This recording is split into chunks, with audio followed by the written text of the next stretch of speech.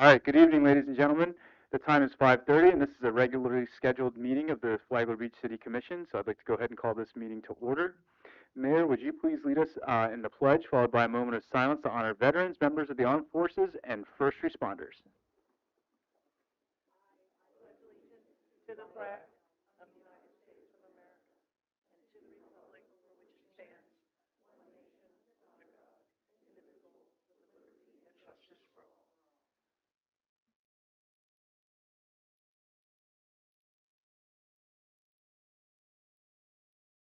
Thank you.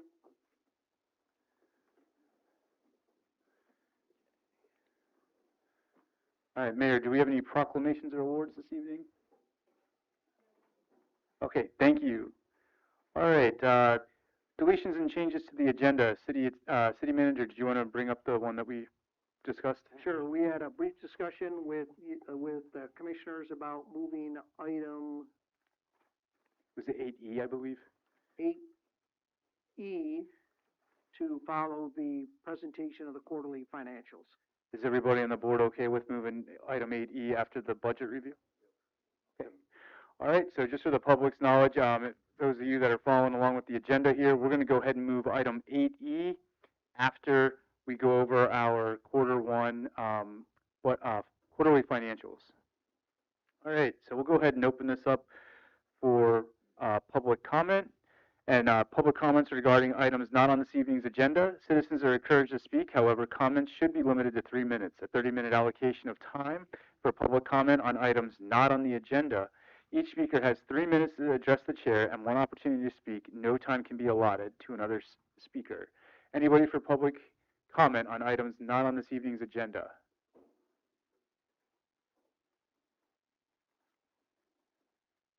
Paul McKitka, 351 Palm Circle.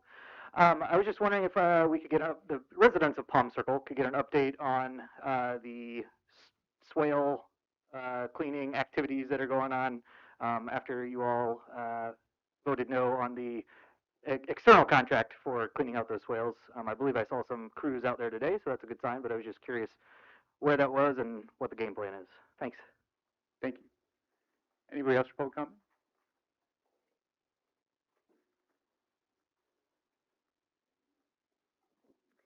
Hello, I'm Lori Outline with Flagler Turtle Patrol. And I just wanted to give an update on the 2025 sea turtle season. We had a very successful season. We had a total of 204 nests from Sac Jacks to Beverly Beach. We did lose some to the high tides and all the water. So we had 137 successful nests. And that was 4 leatherbacks, 49 greens, 1 Kempsville, and 83 leatherheads. So we now have 12,152 Flagler Beach hatchlings out in the ocean. Since only 1,000 survived, that's good. And I want to thank the city and everybody for being so supportive of us and allowing us to use the water and the shed and the table. And thank you, Eric, for being the turtle hospital. So our season 26 starts in 83 days. So see you guys again.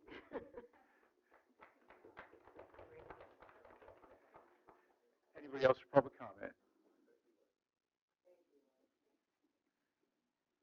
How you doing? Rich Phelan, 140 Lakeshore, 255 Ocean Palm Drive here in Flagler Beach.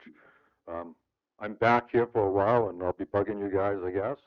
I'm here actually today to remind the people, because we have an important vote coming in.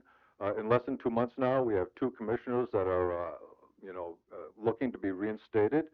And I just want the people of the city to be reminded that this commission, absent of Mr. Cunningham, because he wasn't on the commission at the time, that you guys voted to take the vote away from the citizens of the people in the form of the supermajority vote. That has resulted in some issues that is important. It countered what some of the people here in this city really wanted. And I think some of these issues should have gone to as a referendum vote to the people and let them decide. What I'm really hoping is that maybe the 4 of you that did vote for the supermajority vote might take a moment today to explain why it was right to do that. Thank you. Anybody else for public comment?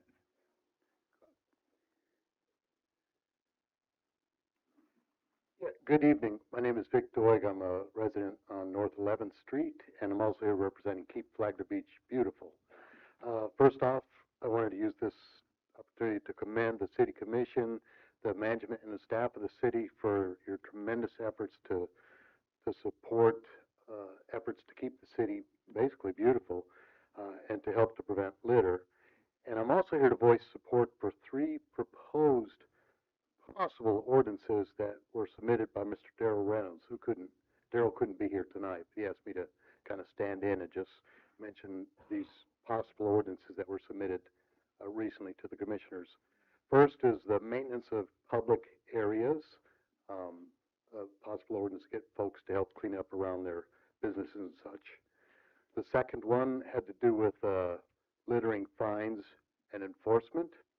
And the third possible ordinance had to do with the banning of certain celebratory things like the confetti cannons and stuff. Me and a lot of other folks spent a lot of time picking up the Mylar confetti that was shot out of these cannons around the park and the beach and the dunes and A1A, and you guys know what a pain that is to pick up all that litter.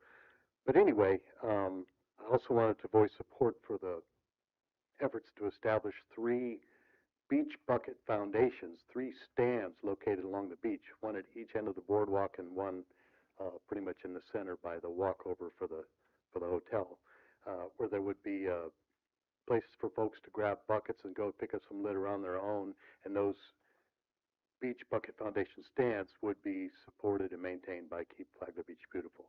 I just wanted to mention those things, and I wanted to thank y'all so much for your support. Thank you. Anybody else for public comment?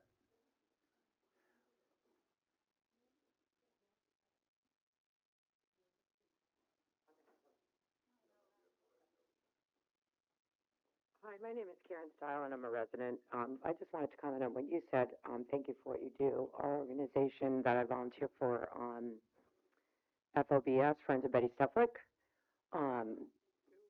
we once a month clean up trash at the marina. So it would be great if they can be fined for thousands of cigarette butts by where they fish. And we also once a month haul out poisonous Brazilian pepper trees, and the city provides us with 2 to 3 dumpsters, and the group is fantastic. But a lot of times the litter comes in from weather, but we can add down there to put a bucket and maybe to find people if they're just hanging out at night partying, because there's also a lot of recycling. Thank you. Thank you. Anybody else for public comment? All right, seeing none, I'll go ahead and bring it back to the board. All right, City Manager, would you like to touch on Mr. McKicka's comment about Palm Circle? Sure, city staff has been out, they've been clearing the trench drains as was suggested by the city commission, so they've been out there, so they'll be working their way through Palm Circle, and then we will determine what, if anything more needs to be done out there to assist with the stormwater efforts. So staff has been out there working in that area. Okay, thank you. Does anybody have anything on that? No. Okay. All right, go ahead, Commissioner Belhumeur. Just toss something on top of it. They have been busy on South Flagler, so today they just put the sod down on top as the final step of that project. So we'll see how that one works out. And to our Turtle Patrol team, thank you guys for everything that you guys do. It's always great, wonderful to see all these turtles being rescued and all the new hatchlings making it out to the ocean. I don't know if anybody else on the board wanted to chime in on that, but we really appreciate everything you do. Commissioner Schreiber? Yeah, yeah, to hear Lori outline, and also for the Turtle Patrol, and also the representative for Keep Flagler Beach Beautiful, thanking the city commission. It's really the other way around. You guys are the real heroes out there, and I, for one, appreciate everything that both organizations do. And Lori's been around for a long time, and we really appreciate it. So thank you. All right, and Mr. Fennell, thank you for your comments about the upcoming election and spreading that awareness to the community. As to your question about the vote that was taken about the annexation and that voting referendum, if you want to pose that maybe to us via email, so then you'd have record of that and give everybody an opportunity to have that in a written response for your records if you'd like. All right, Keep Flagler Beach Beautiful. Thank you guys for all that you guys do, and I know I've had a few conversations with the city manager. I don't know if any others on the dais have had those, but there was potential maybe for a potential workshop maybe in the near future before a meeting to talk about maybe some of these ordinances, or if that's something we want to put on the agenda in the near future. Right, I know we've talked about we'll get some workshop topics in front of you and figure out how to schedule those. Typically, we've tried to schedule workshops on the first meeting of each month, so, we'll share some things with you for February topics as well as March and April topics. Fantastic. Does anybody have anything on that? Jeff, okay. And then, Karen, thank you for bringing up your friends at Betty Steflik as well. I know I've helped out there in the past, and, I know, we got to get, you guys do a great job with being aggressive with those Brazilian peppers and everything out there. And, I know previously, we used to have staff that would get out there and help out as well, but I don't know, maybe city manager, if you wanted to look into that. Again, I can't give you a full direction on that, but maybe some of the others may have some support with that as well. But previous to your tenure, the previous city manager was kind of in some sort of conversation with the individuals out there that were overseeing that. And I guess maybe there was just a breakdown in communication along the way, but we were looking to actually have some of the staff learn how to administer the spray and get kind of trained up on helping mitigate those Brazilian peppers. I don't know if anybody had any thoughts on that or wanted to weigh in. No, they've been doing it over there for a long time, and, at one point they did have help, Tom, and I don't know if you had somebody go with them or not, but I believe there are two folks from the city that come Oh, have they do? chainsaw Okay. and spray. Spray, okay. Yes, sir. And also, we just found out that, at 5 p.m. on Monday, February 9th, that we're going to be acknowledged by the Flagler County. So, we're really excited about that, if Great. anybody wants to join us. Thank you. Okay, and I think I that, remember when Flagler County first started all that, they started a group, and I believe that's where they started, was down in Steflik Park, and they called themselves the Pepper Pickers. But they were scared to death, told everybody to make sure they brought gloves, and but they got a lot of volunteers back there in the beginning, and a bunch of you really stuck with it, and thank you. Have to give the credit to Worth, she's in charge of it, and gets the volunteers, and we're all about safety. Okay. So, thank you. All right, so that wraps up public comments. We'll go ahead and move on to item 6A, consent agenda. Approve the January 8th, 2026 minutes. Does anybody have any questions or comments on those minutes? They're pretty thorough and accurate as far as I could tell, so in that case, I'll make a motion that we approve it. Do we have a second? Second. All right, I'll open this up for public comment. Any members of the public like to comment on the meeting minutes of January 8th, 2026? All right, seeing none, I'll go ahead and bring it back to the board. All those in favor? Aye. All those opposed? Okay, passes 5-0. All right, we'll go ahead and move on to item 7A, general business, and this is the quarterly financials. City manager or city? Okay.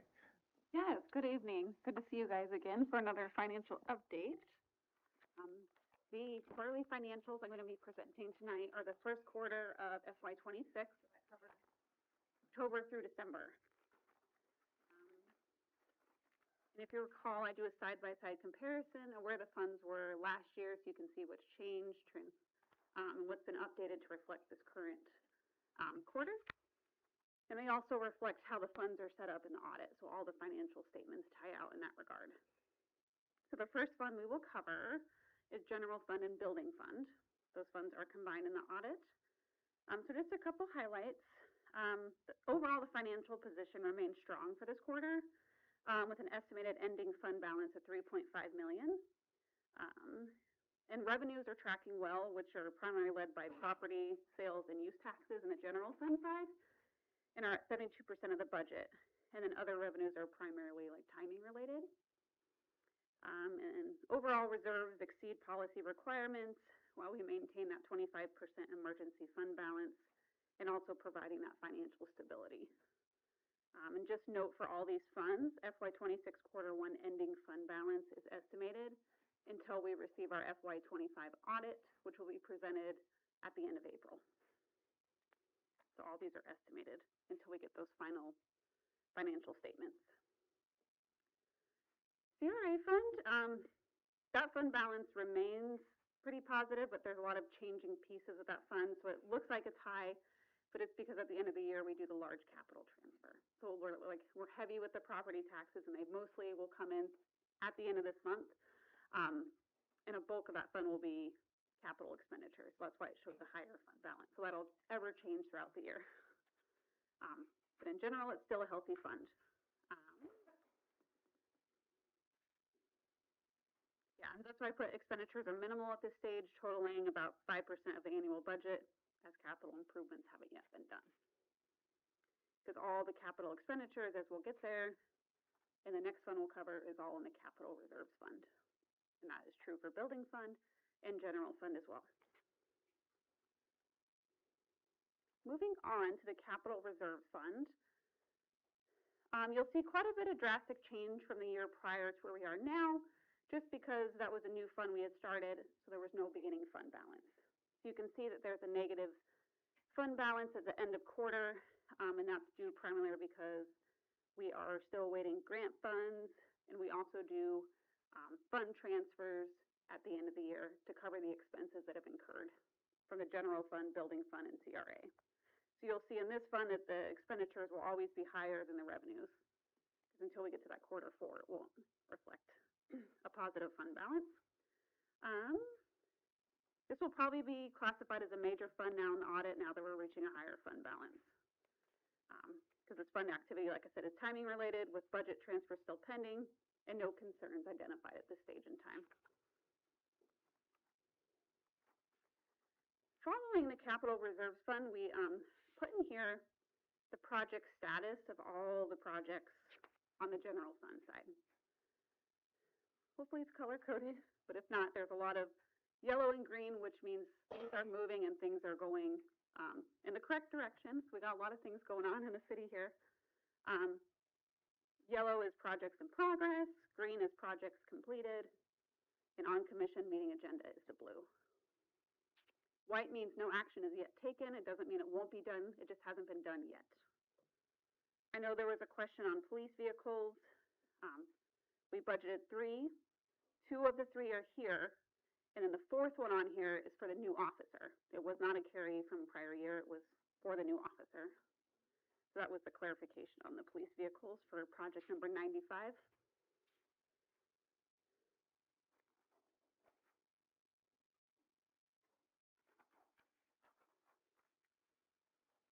Moving on to the utility and impact fee fund. This one closed with a high $6.9 million fund balance. This one also has reserves that are well above policy levels. We have a high restricted reserves in that fund because there's a lot of capital activity and there's a lot of net position pieces that are factored into that restricted fund balance. And then we also have to meet that 10% emergency reserve fund balance, so there's a lot of pieces you have to peel off. But overall, it ended at $6.9 million fund balance, which is still strong. Something to note here as we get to the capital section down here for enterprise funds. I think the main difference with the enterprise funds from last year to this year is how we're reflecting an accounting change. We're moving all the capital improvement budgets to the balance sheet because those get moved off at year end. So those are kind of just the different pieces, but we did capture those expenses in the upcoming capital project report that we'll review here in a minute. Any questions so far? Okay, we'll keep going. And note that that first fund was our first enterprise fund, so now we're moving to the second, which is our sanitation fund. This fund closed the quarter with about $926,000 fund balance, but something good to recognize from the prior year. We're actually reflecting improved revenue performance, contributing to revenues reaching 25% of the budget, which is early in the fiscal year. So as you can see, we're at 26% now. A year later, year prior was about 17%. So those charges for services are improving that fund balance. This fund too is meeting that emergency fund balance policy at 10% requirement. Doesn't have as much restricted reserves, but those are mainly tied to prior capital net positions and how that's factored into the audit.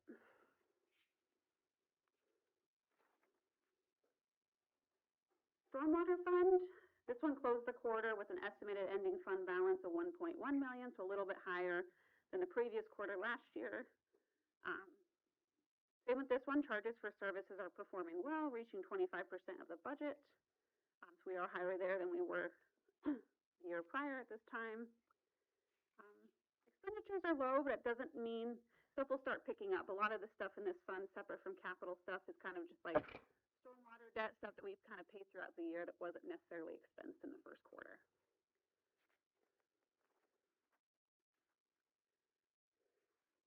Pier fund,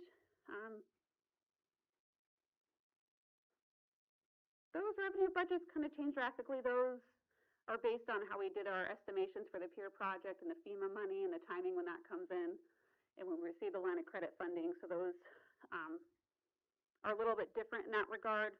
But overall, that fund is healthy.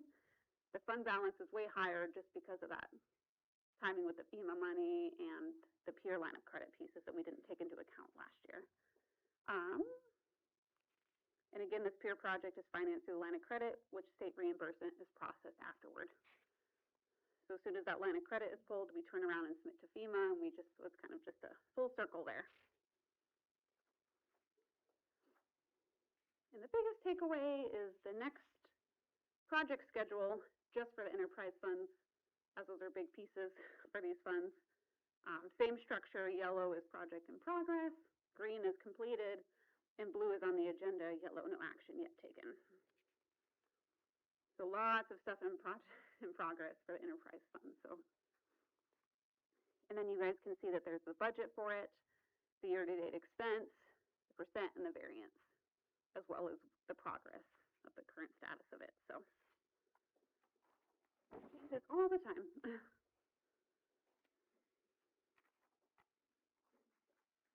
The last piece is just our cash. Overall, we saw a big improvement. So total cash and investments increased 5.4 million over the quarter, which is reaching about 35.3 million as of December 31st in total for all the funds. So major operating accounts shifted from Truist to PNC. We closed our last official account in December last month, so we're now holding 4.2 million with a higher yield of 3.24% than the prior 1.93% with Truist. The state managed investments, which is Florida Prime and FMIVT, grew by nearly 6.4 million combined, which reflects strong liquidity management. And then last piece, the pension investments also increased by 350,000, with the police pension seeing the largest gain this quarter. And that is all I have. All right. Does anybody have any questions for our finance director? No. Commissioner Belhumeur, go ahead. I don't know, I'm looking at this enterprise capital charts, and I'm seeing it makes me wonder, we've got all these lift stations we're supposed to be working on, and some of them were carried over from last year, as I remember. So I'm just wondering, Dale, do you know where we are with stuff that's been carried over from last year? Yes, sir, all the, Are they in process yet, or are we still sitting on it? correct, there was a lot of employee turnover of the contractor that we awarded the contract to, but they should be starting the lift station projects. I think a report from Mr. Freeman was they'll be starting that in February, early February. So I'll get a more detailed report to you. Mr. Freeman sent his weekly report. I'll pass that on to you.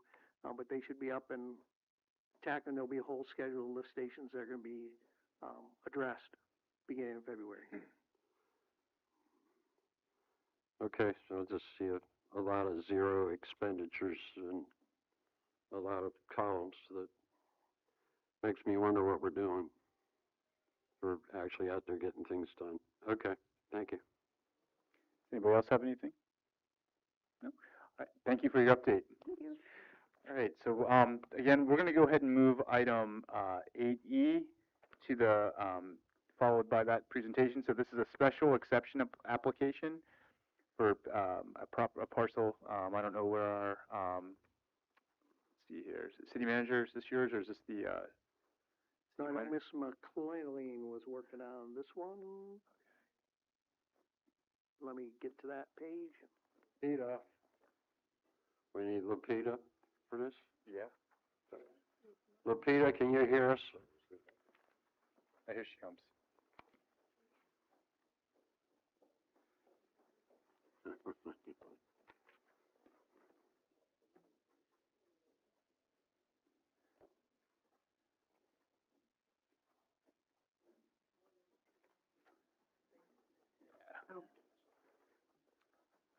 So, So you're looking for my staff report? yeah, Oh, go ahead, give your, yeah. Jason and Samantha Clark, are the applicants, and the intent is to develop a duplex in low-density residential zoning, which is allowed by special exception, by the city commission. The, future land use is low-density residential, the zoning is also low-density residential, and the overlay is the CRA overlay residential neighborhood. The design guidelines, as you know, establishes 3 different districts, and they're in the downtown mixed-use district.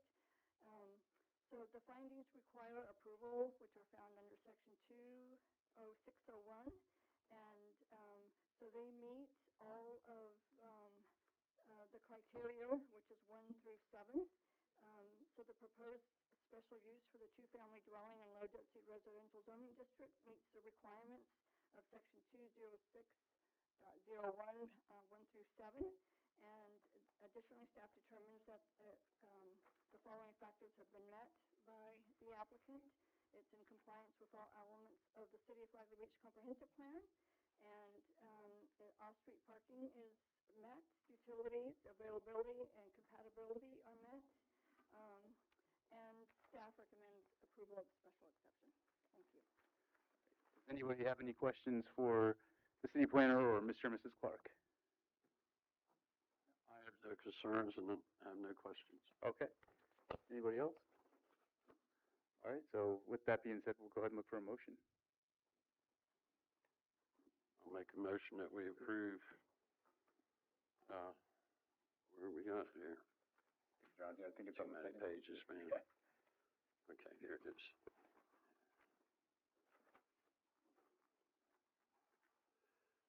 Special exception application PSPE 26-0001. I'll second. I have a motion and a second. I'll open this up for public comment. Any members of the public have any comment on this? All right, seeing none, I'll bring it back to the board. Penny, would you please call roll? Commissioner Spradley, Yes to the motion. Commissioner Belhammer, Yes. Commissioner Cunningham, Yes. Commissioner Cooley, Yes to the motion. Chair Sherman. Yes, motion passes 5-0. You're all set. Thank you very much. Greatly appreciate it. You're welcome. Thank you.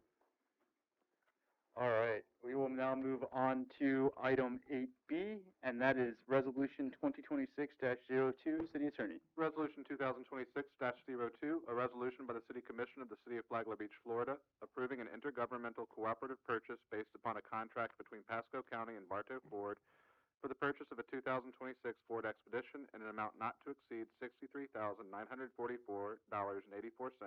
providing for conflict and an effective date. Okay. All right, City Manager. Thank you, Mr. Chairman. Chief Cox is here this evening to talk about it. We've actually I believe we have a revised proposal for a smaller vehicle, that we'd like to present. I don't know if it's part of your packet. Okay. Bartow. So that's, an alternative vehicle. I believe it's a Ford F-150 instead of a Ford Expedition. So we'd ask for that consideration. I'm not sure if, Chief Cox has any additional comments or not, but this is included in the capital budget. It's within that capital budget line. So the request is that you authorize the purchase of the, F-150 pickup truck from Bartow Ford based upon an intergovernmental purchase contract with Pasco County. Okay. Does anybody have any questions for the City Manager or Chief Cox? I guess I do. Okay. I was looking at, buried it.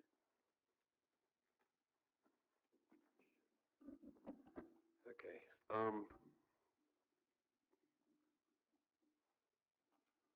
this is still pretty pricey in comparison to what Explorer is.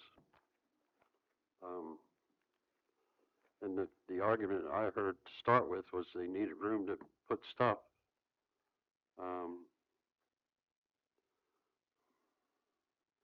And in the background, it says, a one-on-one replacement. So we're kind of going all over the place on this, so.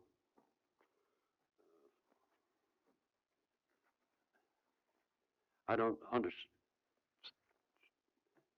can you explain why you're going from one to another to a third one now? Yeah, absolutely. So the current deputy chief's vehicle that is being utilized is a Ford Explorer that was utilized by the fire chief. So we rotated vehicles within our fleet. The vehicle that I previously was in was damaged during one of the hurricanes and deemed no longer safe for use for emergency response.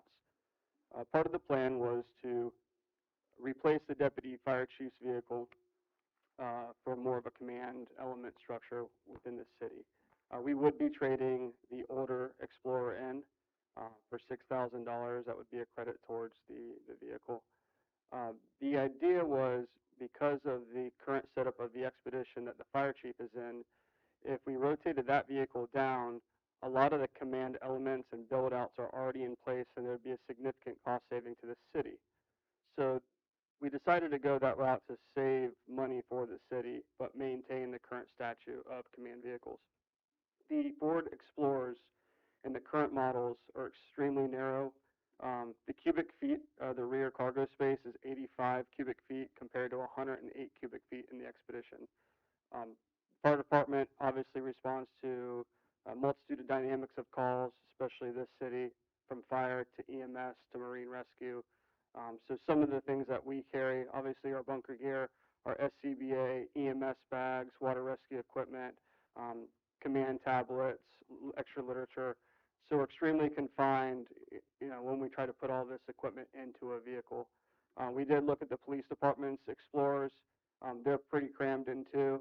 The thing with the police department is they get to wear their gear, we don't. We have to store it until it's time for use. So the best decision that we felt for the city and for the services provided was to utilize a Ford Expedition, and that would alleviate any issues in the future. Well, then that makes me wonder how the F-150 is an alternative to. There was You an have understanding. less cabin space in there than you do. That is true. Or Expedition. There was an understanding that there was some concern from some elected officials about the current vehicle that was proposed. We do not want to delay the purchase because we're in need of a vehicle, and to get this back on the agenda and go through the process would put a significant delay because there is a build out on these vehicles. An F-150 would not be optimal. We are utilizing a trunk cargo space, which is prone to water leakage, gear sliding, additional features we'd have to put in there. But we would have to utilize that as an alternative over a Ford Explorer because the Ford Explorer, the current models are just too small for our use. Well, I just know that I've done a little bit of looking around, and base price on an Explorer is $34,000, and the Expedition is $56,000. So the reason I was upset was that I thought it was you're replacing with a like vehicle. We're trying to keep all during budget time, so the same vehicles, and I understand 34,000 is the base, but with build outs it is more. But if we can't utilize it, it's just a waste of money. yeah, but it's hardly any cheaper. This pickup truck, and it's not what you're asking for. So The pickup truck that we were quoted for a full build out was $59,461. Is that what you're saying? correct. And the proposal for the Expedition is $63,944.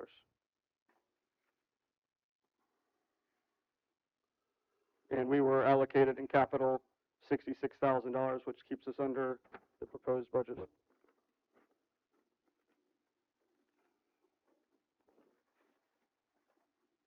I don't know, I'll let somebody else talk if they want to, but I just don't understand why Does anybody, all of a sudden it's spaces and shit. anybody want to weigh in on this? Commissioner Cooley?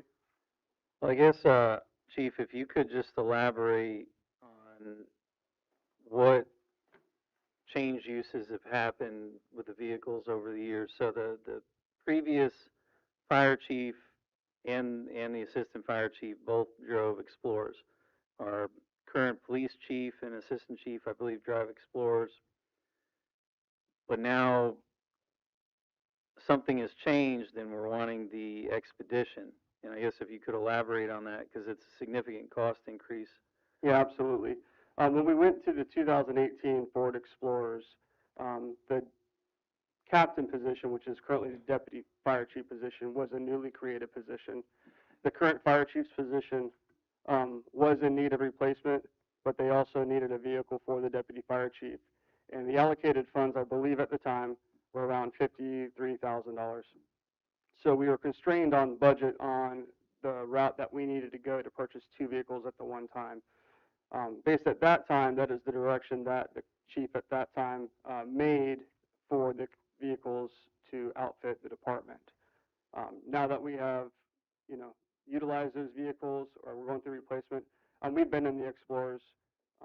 We know what they're capable of. We know the limitations. We have also been introduced to an Expedition that we have currently on staff, and it's better versed for what we do. So that is the direction why we wanted to move forward with changing. I understand that the police department utilizes Explorers, but again, that's a different job. They don't have to carry bunker gear or SCBAs. They can wear their vests. They can wear some of their guns. We don't have the luxury of doing that. So. Does anybody else have any questions for the chief? I mean, it sounds to me that saving $5,000 or $6,000 off the Expedition, which has the spacing capability that you need to get the F-150, which does not, seems to put the priorities a little askew to me. It seems like that would be the third option from my point of view. Certainly being financially responsible comes first, but it just seems like in this case, in order to get what you need, it sounds like the Expedition is what you need. Second to that would be an Explorer, which is a little deficient, and third to that would be the F-150 is what it sounds like. So I don't know if the board has an appetite for the resolution as proposed for the Expedition, but I'd like to hear more about that from the board. Commissioner Bohemer? Yeah, Expedition base model's 34,000. An Expedition is 56,000, which is $22,000 more, almost 65% more. The last time they asked for an Expedition was for the crew that, what was the original intent of the road when you're driving now? The original intent was a request to the previous city manager, Larry Newsom, to be a dual-versed vehicle for emergency services. We utilize it for fire police, but the intention was also to transport high-ranking officials in the event we had a natural disaster in the area. So it's never really used to the capacity it was intended. It is currently. Over the past year, when we transitioned the vehicle, now it's being utilized to its maximum capacity, which we found out through the usage of it.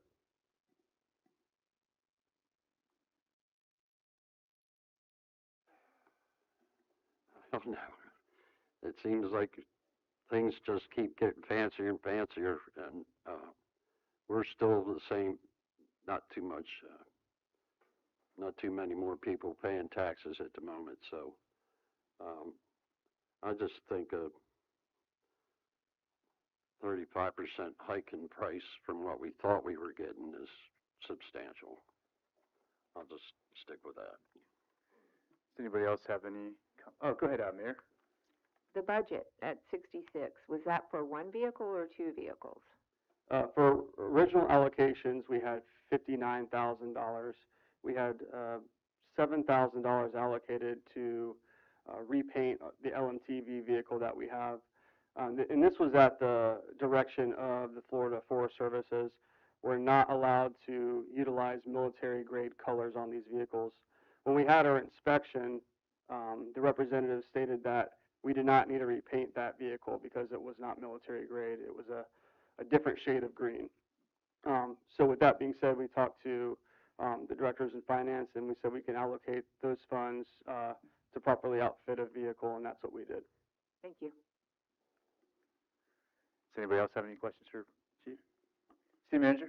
Just to clarify, based on Commissioner Belhier's comment, this is funded through the city's infrastructure surtax. It's not funded through city property taxes. It comes from the state based upon our revenues from infrastructure.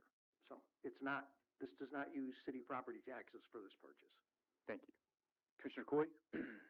Chief, you mentioned, and I'm familiar with, back when the original vehicle got messed up, it was because of navigating the floodwaters during a storm. Now, I know that the pickup truck option is not necessarily the most ideal for storage, but would that be more ideal for ground clearance with issues with future storms? So we don't have another vehicle go out of service? I could tell you this, that we're not going to put any vehicles near floodwaters for future. So we learned from that one. That was a lesson learned. All right, thank you. All right. Commissioner Belhumeur, No. Commissioner Cunningham, Yes. Commissioner Cooley, Yes, the motion. Commissioner Spradley. Yes, the motion. Chair Sherman. Yes, motion passes 4-1.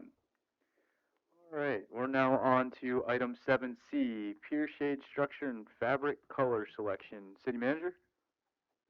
The branding committee's been hard at work. I think there's at least two of them here this evening, counting Mayor King and Mayor Johnson. So we'll look forward to hearing, I think some of the colors were shared with you. I can't help, I'm colorblind, so I'm gonna turn it over to the people that can see colors better than me. Good evening, Commission. Susie Johnston, North Central Avenue. Patty, she's already on the diet. Myself, Patty, and Linda, we're happily tasked with helping with the branding committee of picking out certain items, hard structures for the pier, such as shades, poles. We'll go down the road with, in the future, with benches and pavers and such, but trash receptacles.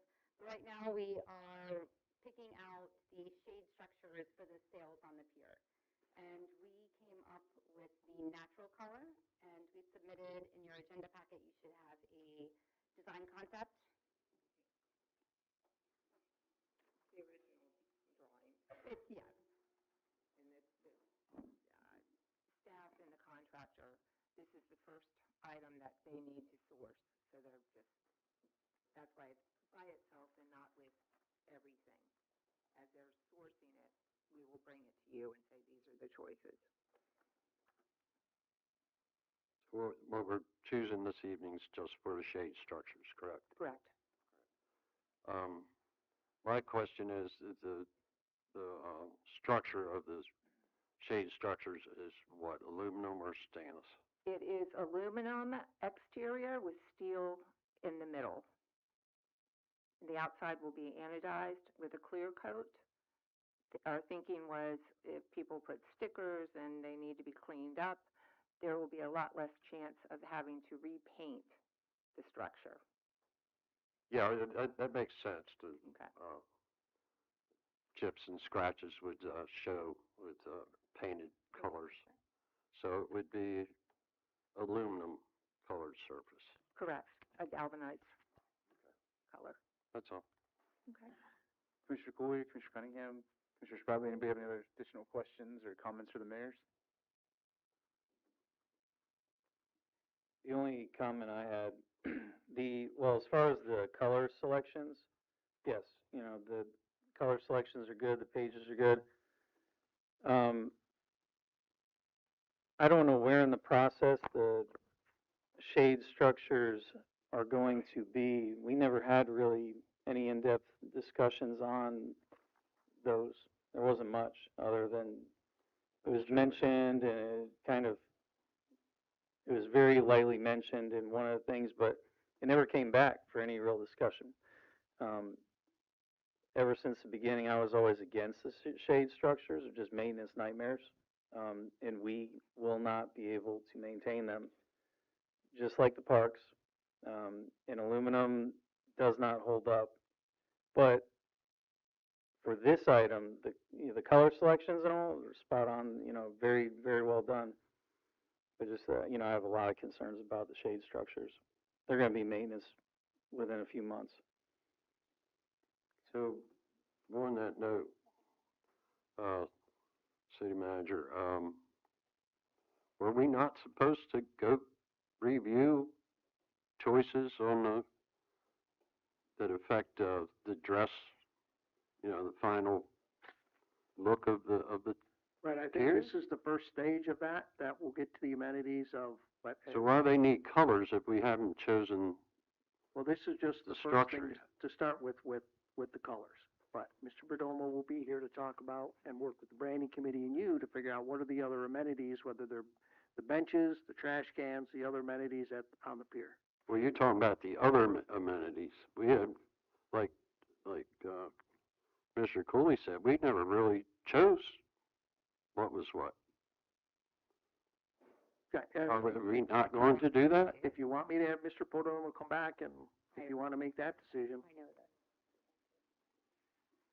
Well, we've been kind of waiting on that time to come, and it just never did, so now we're choosing colors.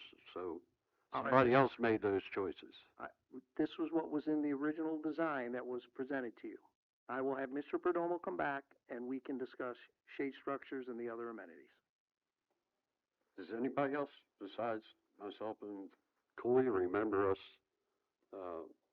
having a discussion that we were going to address this in the future, which would be somewhere around now, I guess? I don't know, it just never Right. came back to us, like, I'm sorry, I said I'd have Mr. Perdomo come back and we can discuss the amenities on the pier. okay. Thank you. Thank you. There's no action that we need to take, Drew, on this, a vote or anything? Were you looking for anything other than just feedback? Okay. Okay. All right. Thank you, Mayor and Mayor. All right. All right. We are now on to item 8A, and this is for the pre-annexation of Veranda Bay. Are we gonna consolidate? Do you want me to go through, read all the titles? Is that, everybody okay with that? We'll kind of do what we've done in the past, where we've gone through and then vote Come on back each individually individual. for votes? And then, just before, so how should we do public comment then on that? Would we open up two versions of it again like we did in the past, or like what we did with when we did in the? We are on first. It's up to the board. We are on first. So, for the second, I would definitely recommend that. It's up to the board. If the board would like to have one consolidated or have a consolidated and then have it item by item. Okay. And it went pretty smoothly last time, so I don't have strong feelings one way or the other. What's the appetite of the board? Do you guys like public comment after? Go with the attorney's suggestion. It's easiest to have that, at least have the consolidated period, because with the public, when they are as woven together as they are, it's hard for the public to, well, I'm talking about this one, but I'm gonna talk about that one too, so that's why I've always volunteered that consolidated. That makes it easier for the public. So after. The real question is, do you want to have an individual one? And that's why I point out this is first reading, but you certainly can, but I don't think you have to. Okay. Consolidated. It's too difficult for, folks and us to pick and choose the intricacies of each step to be able to speak to it. As far as the public goes, let them speak to the broad topic and cover everything. Okay. Sounds good. So then when we read each ordinance, we wouldn't open it up for public comment after each. Correct. I will read all three ordinances right now. Okay. I'll go down the line like we've done in the past. I'll do the ex parte disclosures if there are any, and then I'll hand it back to you, and then you can talk about it. Lupita will present broadly, the applicant will speak broadly, and then before we're done, we'll come back through item by item so you can make your vote on each item. Okay, perfect. Thank you. Ready for me to read titles? Yes, sir, please. Ordinance number 2025-21, annexation of Veranda Bay, application number PAN 25-0001.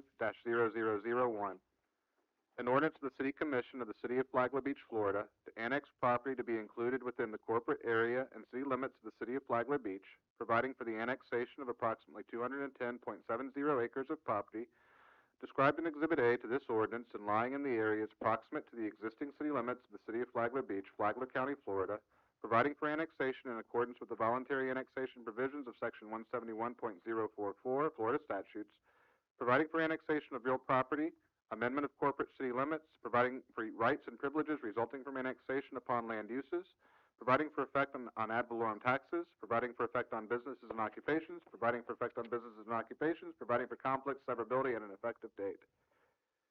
Thank you. Two more. Ordinance number 2025-23, Veranda Bay Comprehensive Plan Amendment, application number PFLUMA 25-0001, an ordinance of the City Commission of the City of Flagler Beach, Florida, amending the comprehensive plan future land use map designation for approximately 233.92 acres of certain real property, providing for severability, providing for conflicts, providing for an effective date. Ordinance number 2025-24, Veranda Bay rezoning, application number PRZ 25-0001, an ordinance of the City Commission of the City of Flagler Beach, Florida, amending the official zoning map designation for approximately 234 acres of certain real property, providing for severability, providing for conflicts, providing for an effective date. Okay. Thank you. All right. Before I hand it back, like I said, if I could start. Oh, sure. Ex parte communications, that's been that you've had discussions with the public, members of the developer about the substance of the applications, anything that might be to the merits of it. Again, the purpose of these disclosures is so that if there's a party that is for or against, and somebody has spoken to you in substance for or against and given you something that weighs on your mind, this is the opportunity to put it into the public forum so that if there's any rebuttal to it, that can be made. If you've had no such just tell me no, and as we've done each time, I will ask you the question at the end, are you able to make a fair and independent decision on what you hear in this proceeding, because you're making your decisions on what you hear in these public hearings. Mr. Sprout. Over time, I've had conversations with those who support and those who oppose these issues, with it ranging from general to sometimes touching on more particular issues, but nothing that I can think of even recently that differs any from what discussions I've had over time. Would it be fair to say that those comments you've heard outside of public hearings are in line with the same comments that are being made in our public hearings we've discussed this issue? Absolutely, yes. And will you be able to make a fair and independent decision on the facts on the evidence and testimony you hear during these proceedings? Yes, I will. Thank you. Commissioner Belhuman? I too have heard from proponents and opponents, so nothing's really changed. And is what you're hearing from them the same essentially as what we're hearing in the public process? Yes, I'll make a fair Independent decision independence decision. on the evidence testimony presented in the public proceedings? Yes. Yes. Chair? Yes, I've had conversations with, people opposed and people for the project. I wouldn't say anything that was specific other than, same comments that we tend to hear here that come before us. So yes, and I can make a fair and independent decision. If I'm missing any verbiage, please. On the facts and evidence you hear, presented to you here in these proceedings, in the Yes, public proceedings? yes. Commissioner Cunningham? Same as James, I hear from people that are for it and not for it, and I can make a fair and independent decision on what's here today. And are the comments you've heard outside of the public hearings consistent with what we've heard inside the public hearings? Yes. Thank you. And Commissioner Cooley? Emails, general conversations, and can make a fair and impartial decision. And the comments are in line with the same things you would hear in the public forum. Okay. Also spoke with the developer's attorney about technical data. Nothing other than fact-finding. Okay. The technical data, the technical data included in the packet? Correct. Questions about that? Right. Okay, thank you. Okay. All right, city manager or city planner? Who's going to be? City planner. Station first. Yes. So in accordance with Florida Statutes 177, The applicant filed a petition to annex 211 Can you, acres. sorry, can you pull the microphone a little bit closer? Thank you.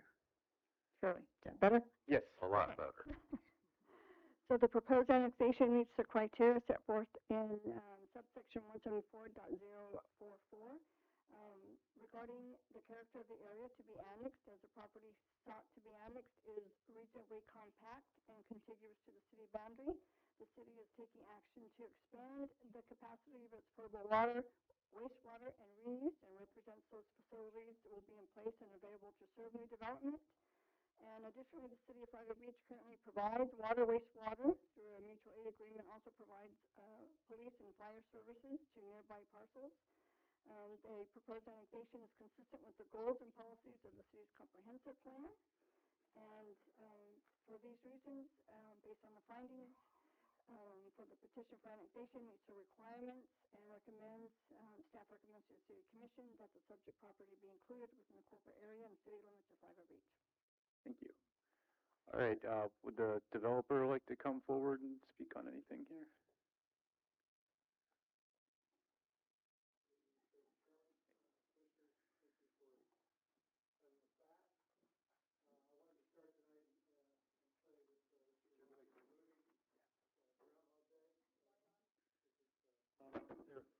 Reminds me of the movie Groundhog Day, but in all seriousness, again, my name is Ken Belshie. I am the representative of the Veranda Bay Investments, which is the development company that is behind Veranda Bay.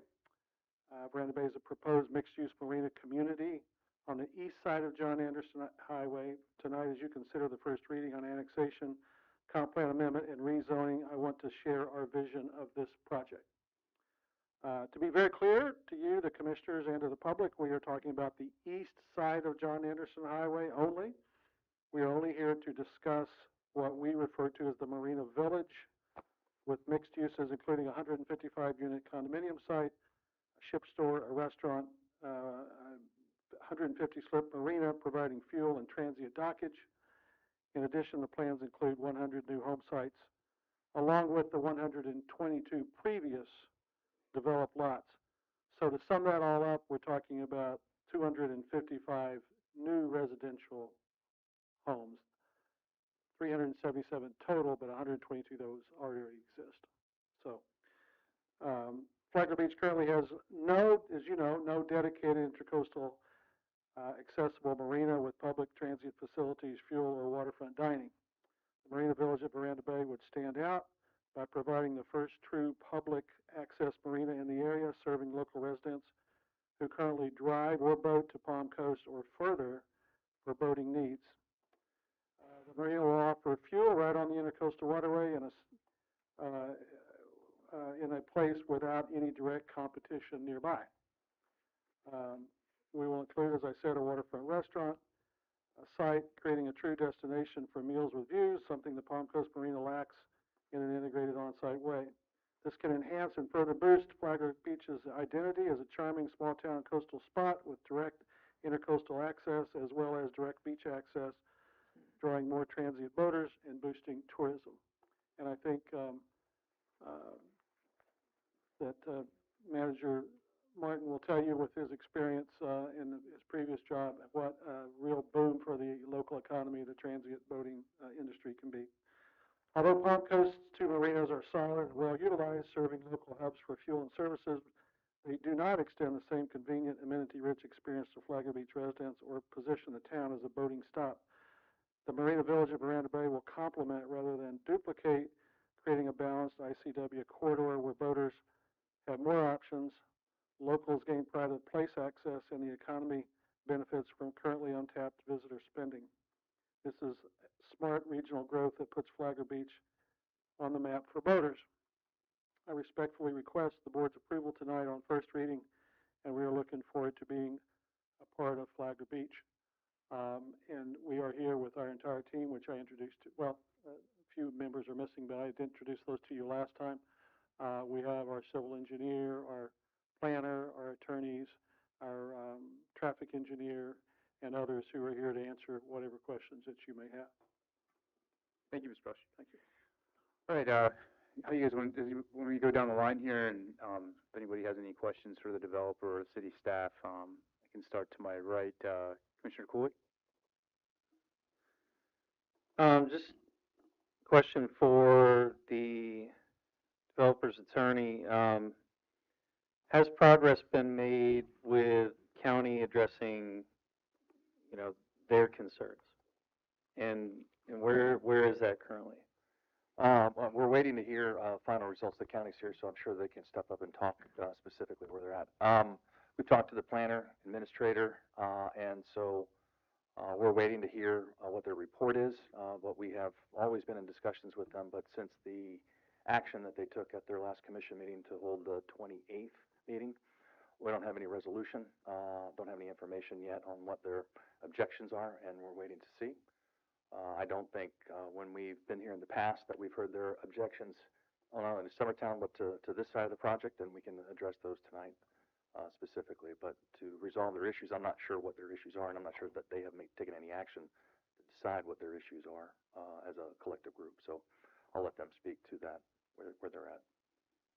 Okay, thank you. So, county attorney, since we are on this subject, what objections is there, if any?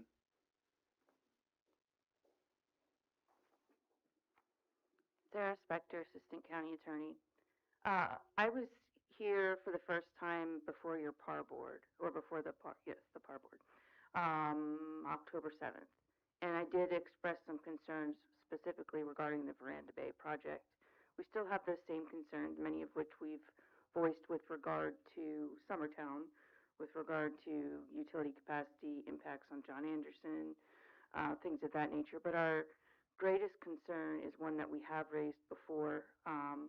I understand it wasn't raised the first time, but it has been raised before your PAR board, and that concern is 171.044 of Florida statute specifically requires that you have the signatures of every owner within the area to be annexed.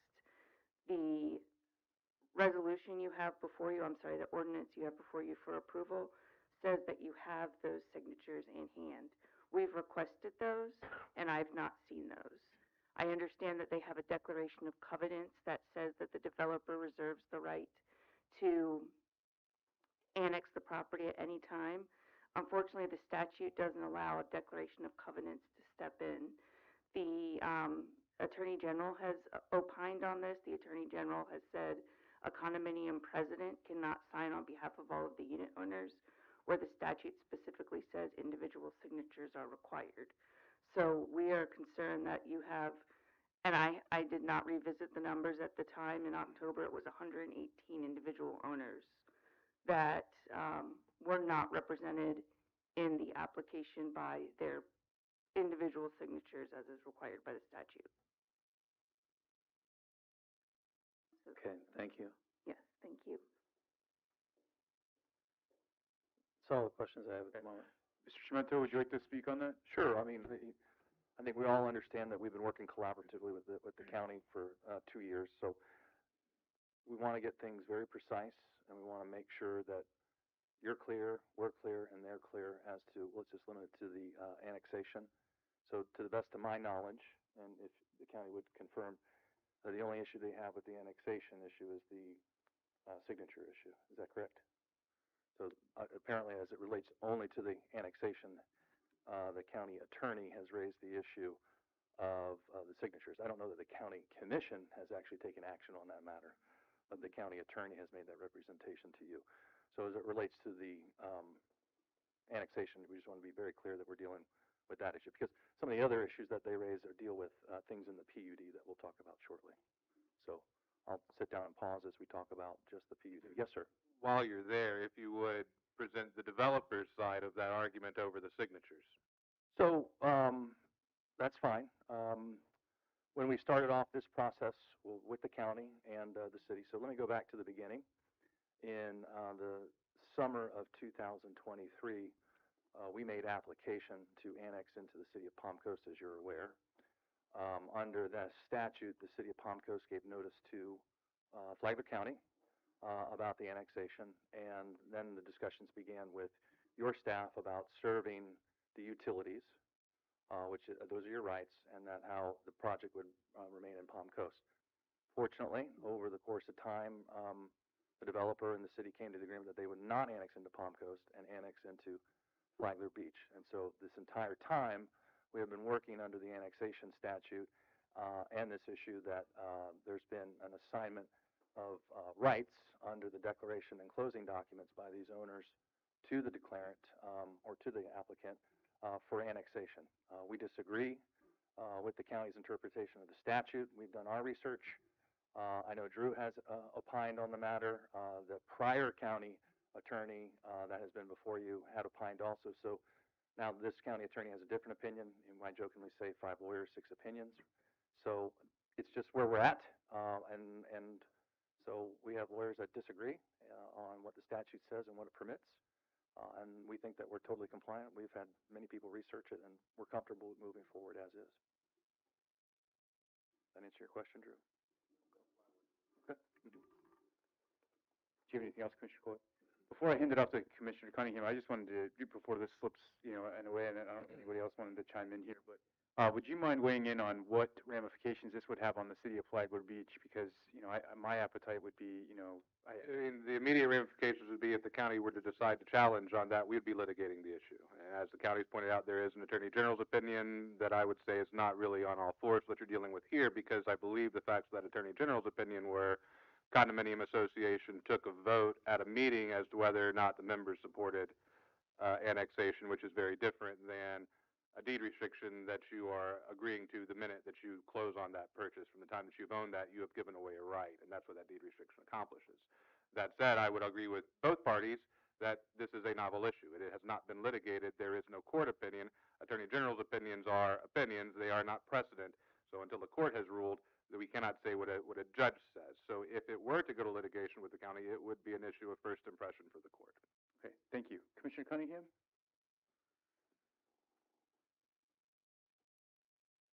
Well, wouldn't it be foolish to accept this if the city's gonna have to go into litigation over this?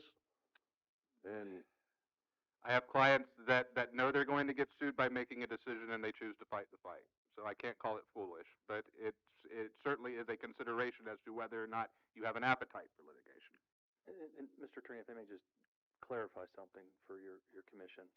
hey, Mike, can you I'm get sorry. a little closer to Sure, the mic? yeah, just a point of clarity because this is a significant issues for you all, and we recognize that.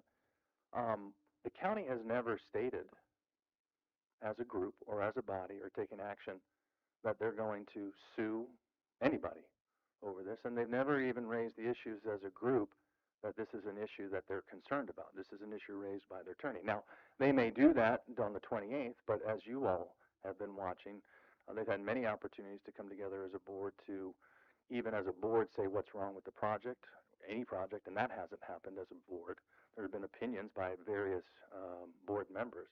But as of right now, the county has not even making a statement that they're going to sue anybody yet. They're evaluating their rights, as was stated by their attorney. And on the 28th, the attorney will give them some advice and options and pros and cons, and you know how that works, Mr. Spradley. They'll advise them, and then the board will, at that point, come together and have to make a decision as a group. So I just want to make sure that everybody understands that the county has not stated that they're suing anybody. It's just that, and the county hasn't even stated as a group that this annexation signature thing is an issue. The county attorney has raised it as an issue, but it is an issue, and that's it. What would prevent the 118 people that own property out there, homes or lots, from suing the city?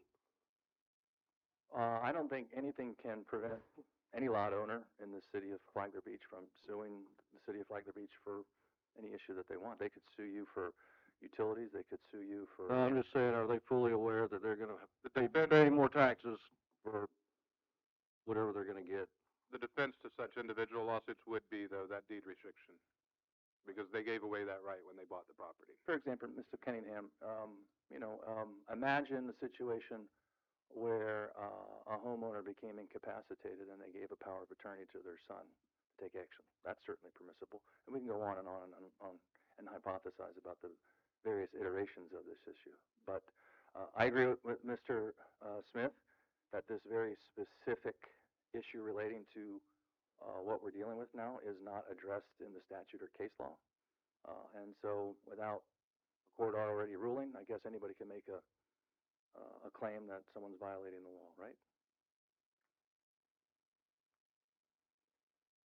I just can't imagine there not being at least one person out of 118 people that would have a problem with it, even though they did sign whatever they signed originally, deed restriction.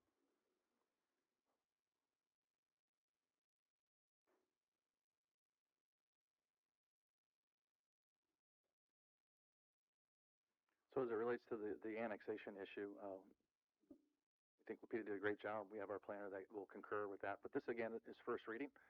One of the things that I throw out there to consider for you all is that this is just first reading. It will be back in front of you on the 26th of February, is what it's intended to be. The county meets on the 28th. They may not take any action. They may not take action related to annexation. They may take action related to something else. We don't know what they're going to do, but at least on first reading, we could proceed, and if it becomes an issue further, we can address it later in the month or the 26th, and this can continue to be delayed. But we'd like to move this forward, and so that the next issues are that the comp plan, like we did before, is to have all the state and their agencies review the development plan for consistency and environmental and water and traffic, i.e. the DOT will look at this again. And that's where we're at. If you recall, what we did in, I think it was the beginning of December.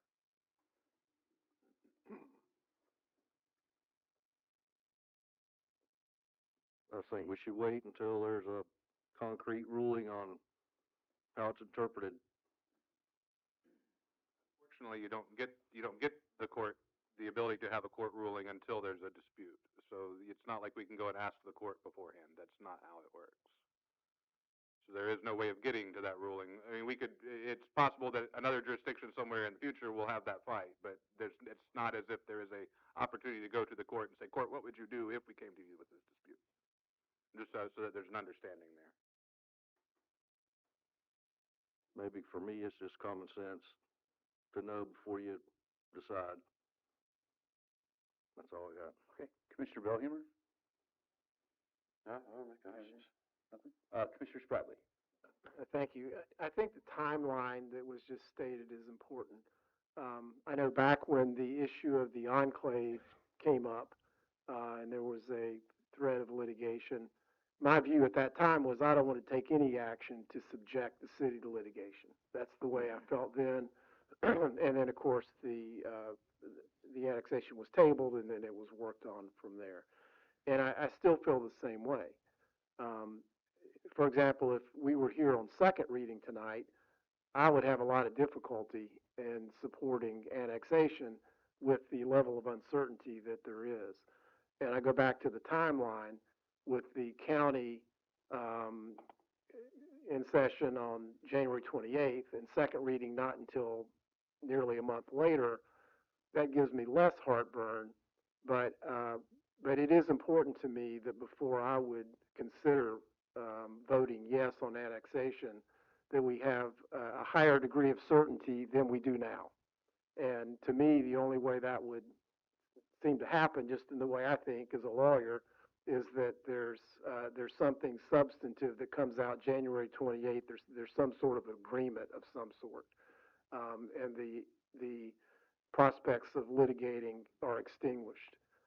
To me, that is the way, and I think that's in the same vicinity of where Commissioner Cunningham was going, that we have some level of certainty. And so right now I'm still thinking a number of different thoughts, but I am glad we're not on second reading right now, because that would really cause trouble for me. I'm just hoping that whatever the outcome is tonight, that there is something positive, concrete, and with finality that comes out on January 28th. Thank you. Mayor? Okay.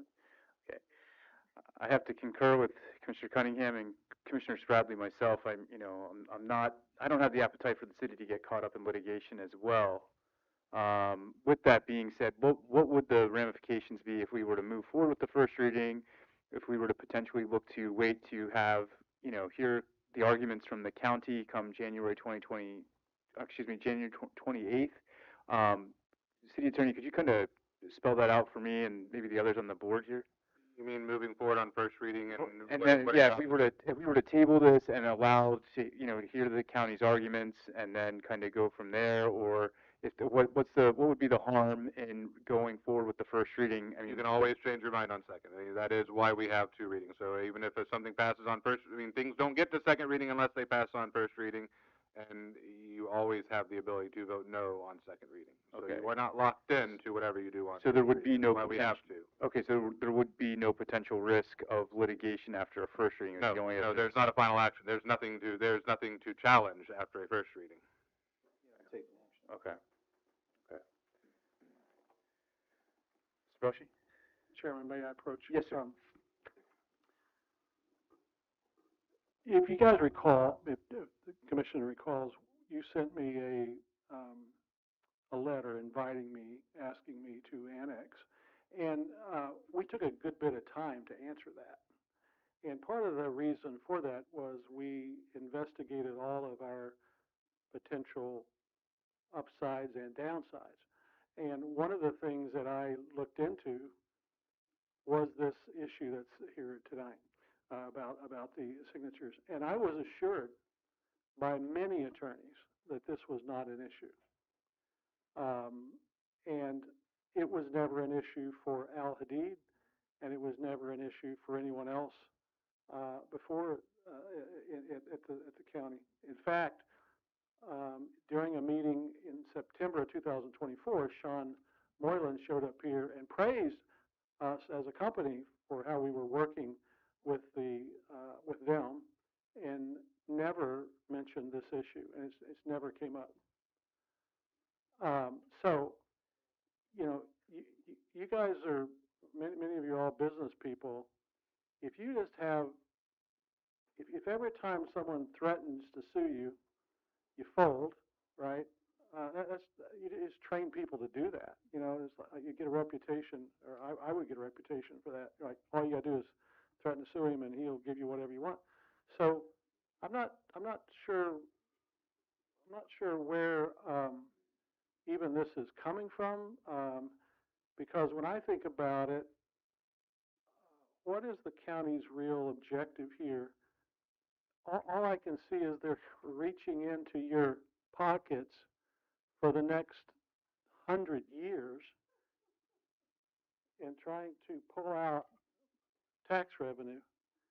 For what reason? I really don't understand.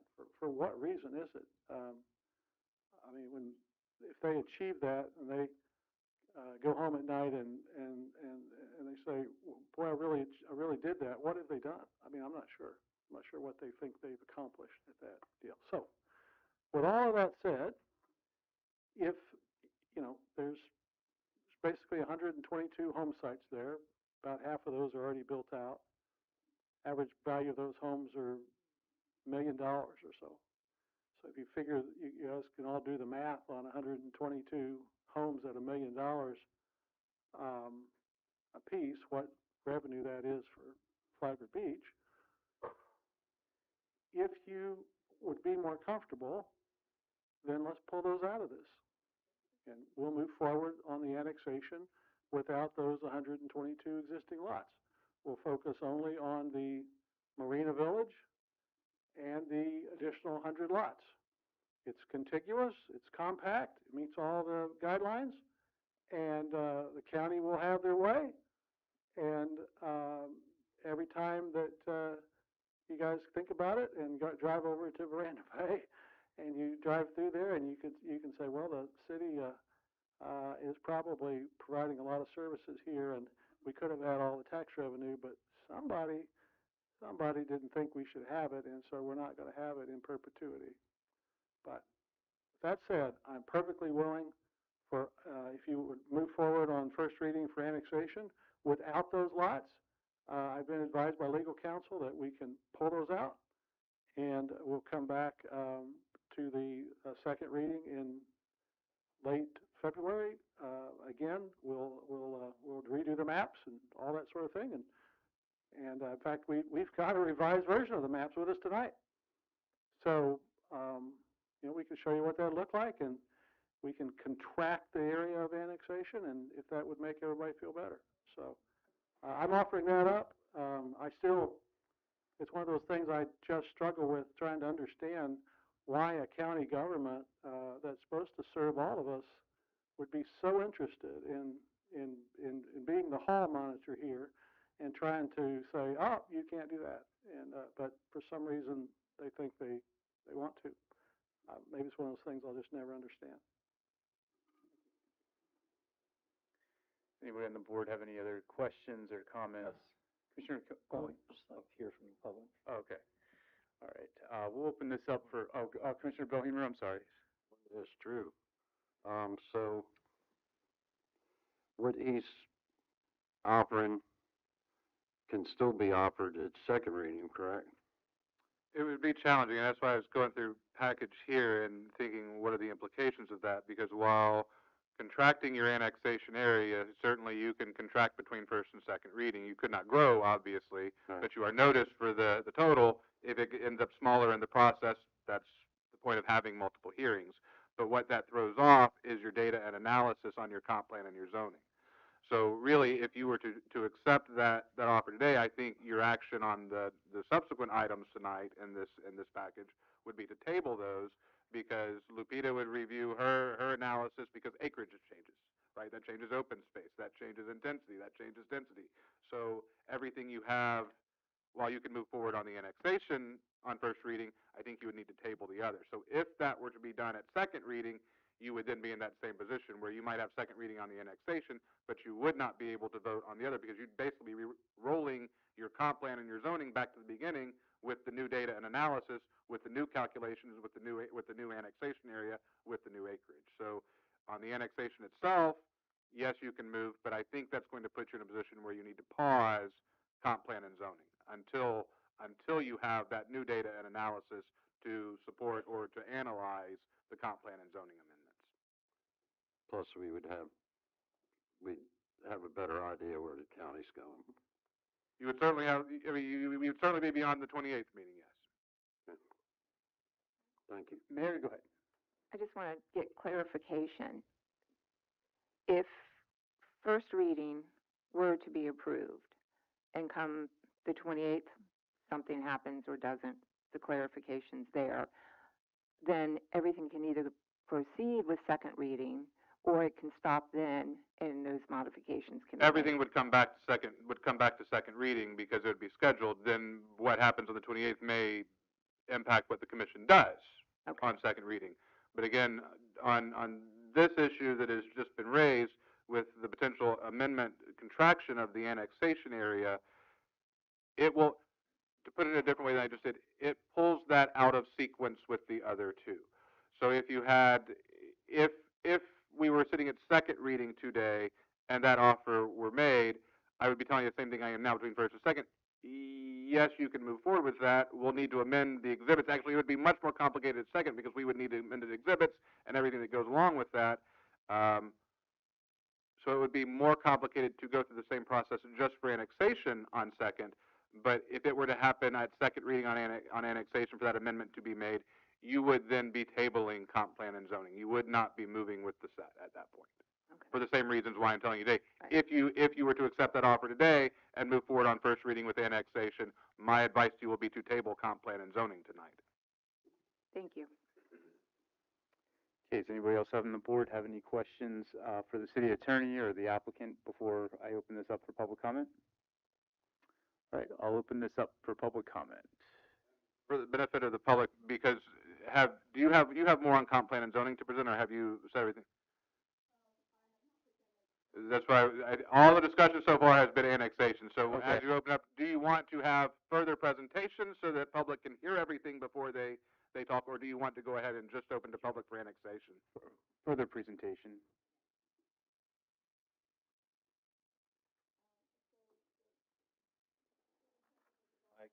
Oh, your microphones. So we're going to move on to the future land use map, and the applicant proposes to amend the future land use map for approximately 234 acres of Flagler County land use designation of agriculture, conservation, and mixed-use high-intensity to the City of Flagler Beach, future land use designations of low-density residential and general commercial. The future land use amendment application includes a planning analysis, and it considers the character of the undeveloped lands, the availability of, and the impacts to the city's facilities and services. We have an analysis of the soils, topography, natural resources, and historic resources, and an analysis of the minimum amount of land that is needed. We also have a voluntary companion site-specific text amendment that outlines the maximum development threshold for the Veranda Bay project, and that would be policy A.1.1.3H.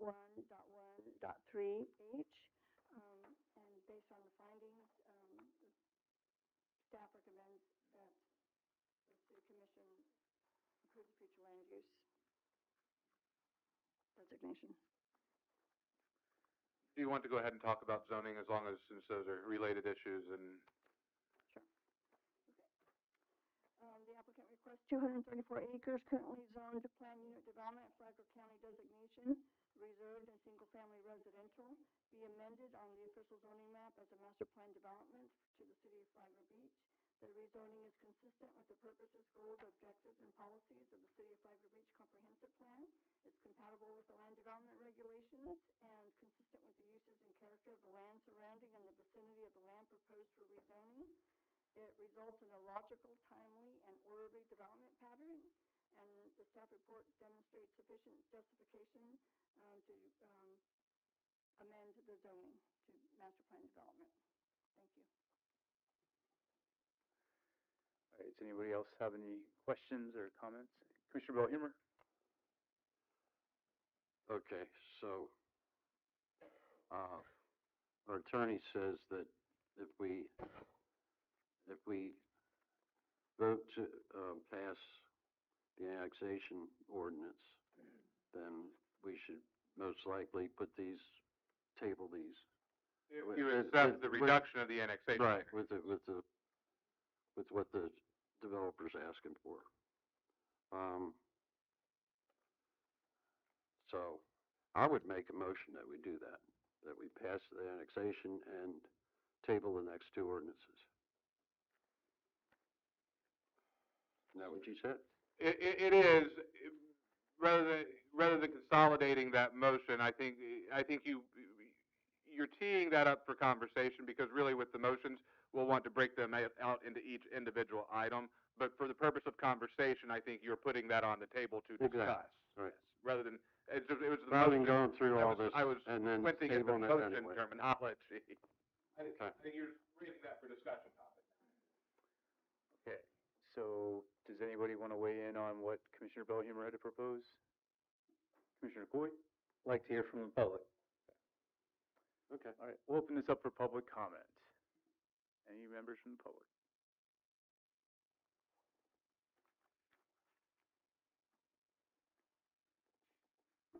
RJ Santori, Cumberland Drive. You just gave the fire department a hard time a few minutes ago over a few $1,000s, and now you seem okay with potentially entering costly litigation with the county, who is just meeting in a few days.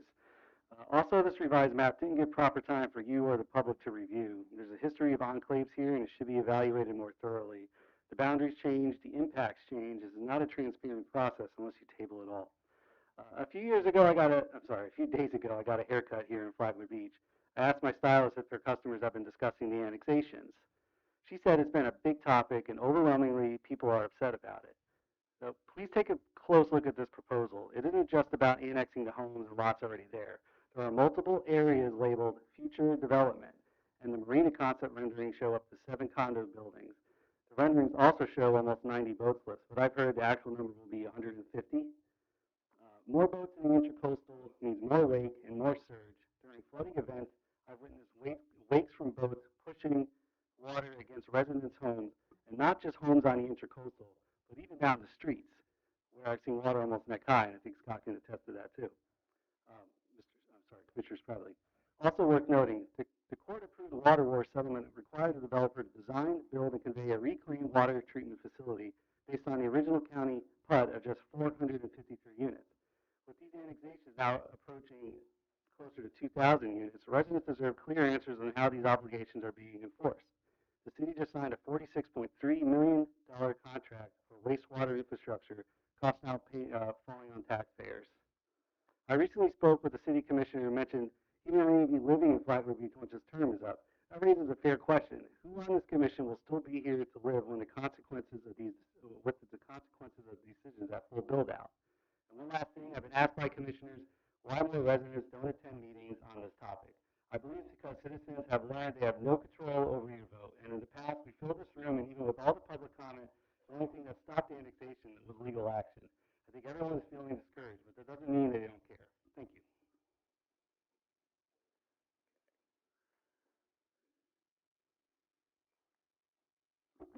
Good evening, Kim Carney, Flagler Beach. I have a couple of questions about the proposed marina. Well, not this specific one, but it will tie to this one. I would like to know if the applicant can answer the questions about Marina Del Palma. Is there currently fuel at Marina Del Palma? If they have fuel, how long has it been there? What were the issues with the delay in getting fuel at Marina Del Palma, if there is any? How many of the current slips at Marina Del Palma are currently sold? And is there any transient operations at Marina Del Palma? So we're touting another marina less than the crow flies, maybe 3 miles from one that already exists. It's in a private development, same developer, who had problems delivering that marina to those people and lot owners in Marina Del Palma. I know it because I tried to sell property in there, and it was a very difficult task because there was no marina, although there was a place to store your boat. So look into that marina issue a little bit with this developer because it was not successful. Maybe it is now. I've not sold anything in there in a while. So if you could ask him those questions or have him answer those questions. Thanks. Anybody else for public comment?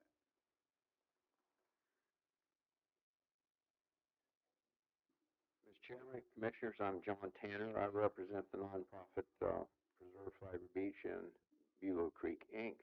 And to perhaps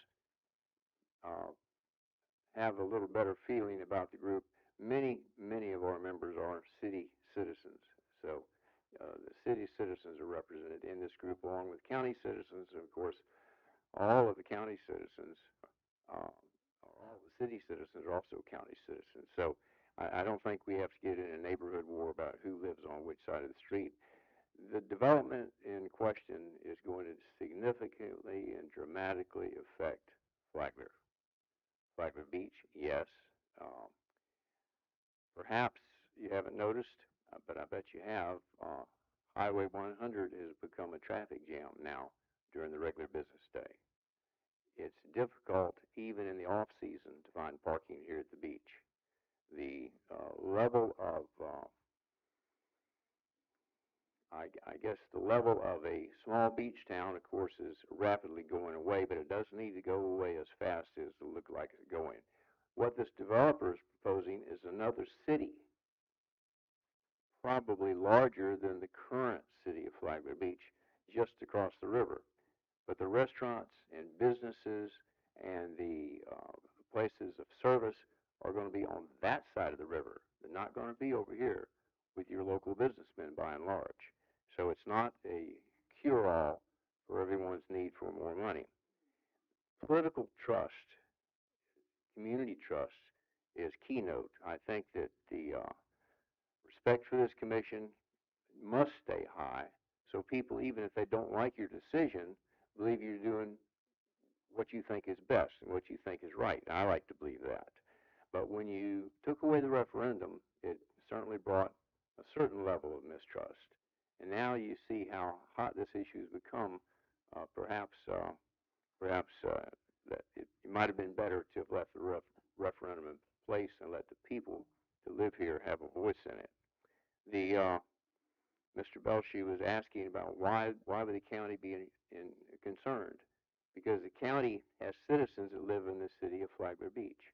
If that wastewater not the wastewater, the recycled water, plant is not built by the developer as the Water Board's agreement requires, how many millions of dollars is that going to put into the tax roll that the citizens of Flagler Beach will have to pay? I don't know if you've noticed, but population hasn't seemed to reduce taxes or utilities in Flagler Beach. Look at what it was just 10 years ago. There hasn't been a dramatic increase in population, but there's been a significant, and taxes haven't gone down with more people, and it never has. Thank you, and thank you for your time, and thank you for what you do. Thank you.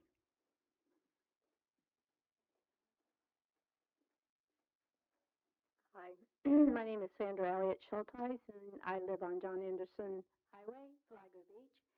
And I just want to state that I'm not sure of this marina.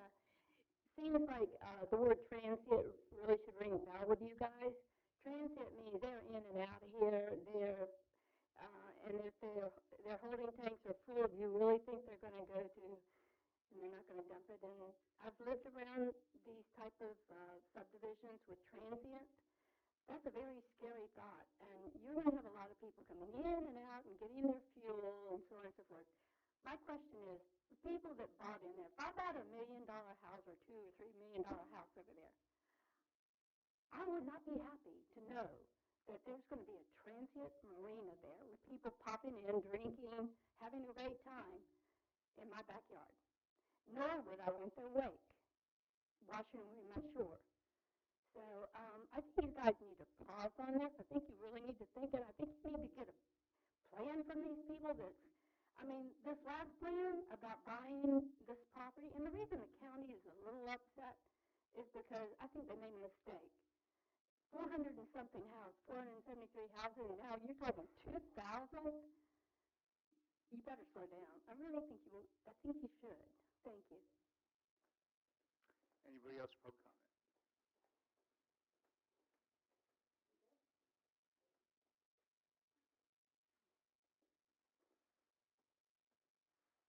Good evening, everyone. My name is Sandra Natudik, and I live at 112 Pine Tree Street, Flagler Beach. I'm here to complain about the same thing I've been complaining about for 6 years, and this gentleman has done nothing to help us out.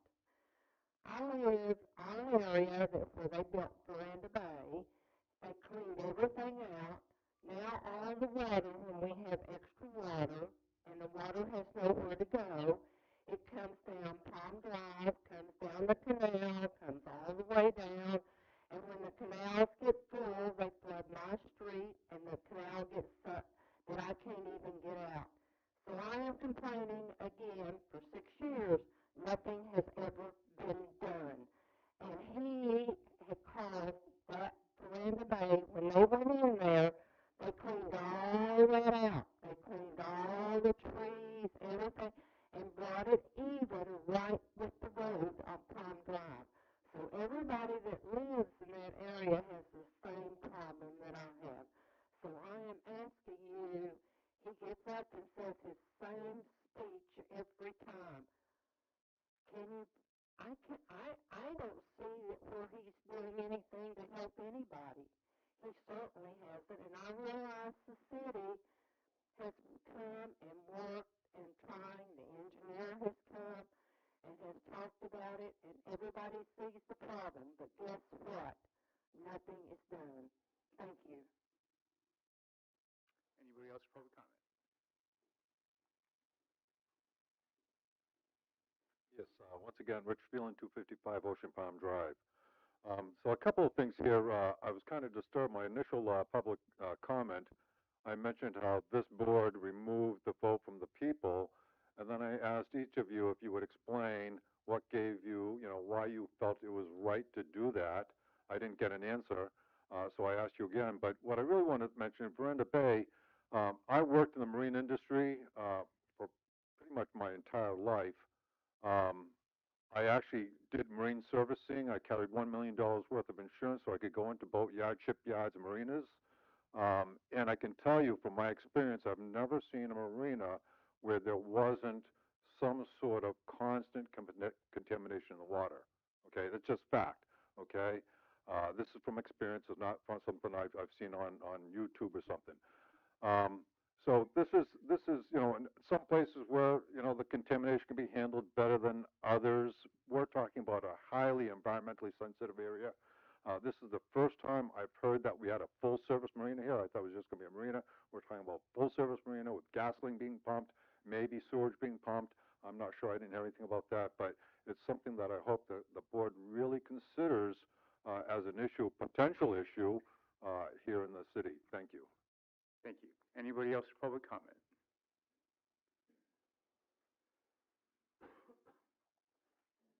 Good evening, Melanie Thompson, John Anderson Highway.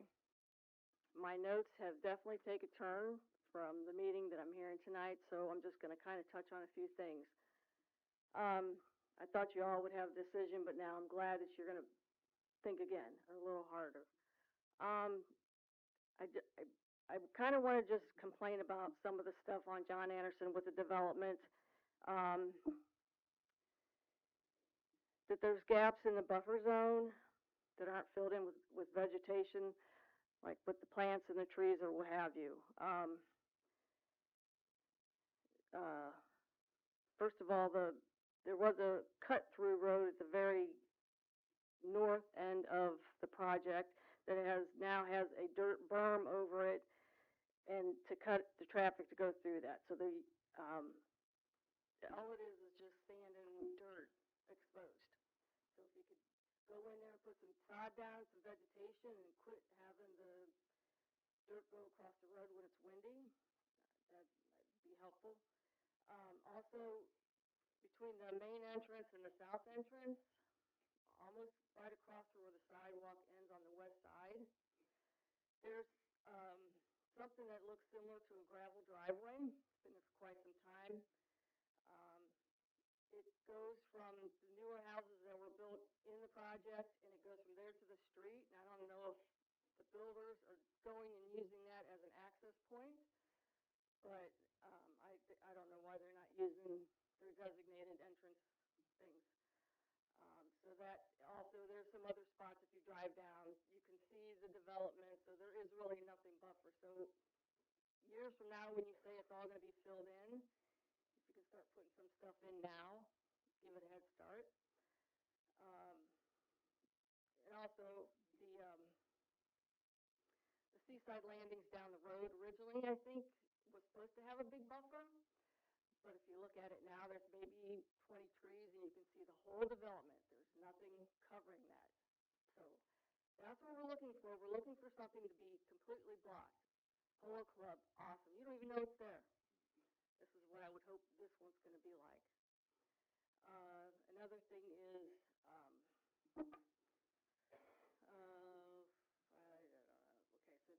so the things. So, and along with all the traffic, I've just wanted to complain about all this garbage that I'm cleaning up because of the extra traffic. I don't want to be specific about it, but it's a lot, and it's not just regular garbage, it's construction garbage, stuff coming off the trucks. I do diligent to clean my side of the road, half a mile each way, and I'm collecting more and more and more because I care about where I live and how it looks, because we are on John Anderson, the scenic highway, and I don't want it to look like a dump. Thank you. Thank you. Anybody else for public comment? Paul McKicka, 351 Palm Circle. I just wanted to touch real quickly on the marina, just making sure we're considering a holistic picture of the city. Flagler Beach does have a marina and waterfront restaurant that are not being utilized. And I assume our long-term goal is to potentially reutilize those one day. So do we have capacity for 2 marinas in the city? Just food for thought. My main point for coming up here was a question about the rental program that's outlined in the ordinance. So developer reserves the right to place all or portion of the project's tracks except A1 and F in long-term, short-term resort residential or resort condominium rental programs. Otherwise, short-term rentals shall be prohibited. So are short-term rentals prohibited or not? That's the first question I want to know. To me, it sounds like short-term rentals would be allowed in the tracks except A1 and F. So that means tracks B, C, E, and M would all allow short-term rentals. Track B and C are low-density residential. Why would we allow short-term rentals in those? We don't allow those anywhere else in the city. Track E is mixed use. I could kind of see that. And then I think track M is the commercial use, so sure. I just want to make sure we're being consistent with the other areas of the city. As far as, we allow short-term rentals in tourist commercial and general commercial. I want to make sure we're doing the same thing over there. So I would ask you to consider reducing the allowable short-term rentals based on tracks that I'm seeing here. If anyone wanted to comment on that. Thank you very much. Thank you. Anyone else for public comment? All right, seeing none, I'll bring it back to the board here. Did you want to offer the applicant? Oh, yeah, did we do the applicant or? Rebuttal. Yeah, go ahead. I think a lot of some of these were maybe more geared for you all. Absolutely. We can go through. Do you have the clicker real quick? I'm sorry.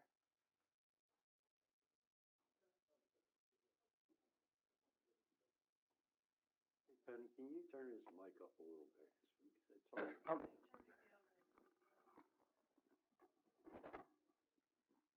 I'll try to get better. I'll use my assertive voice. All right, so we've been through this project for a few years. Basically, nothing or very little on the east side of the road has changed since we went through it for the last few years. And so we'll recap some of the things that Ken already talked about with you. That's all right.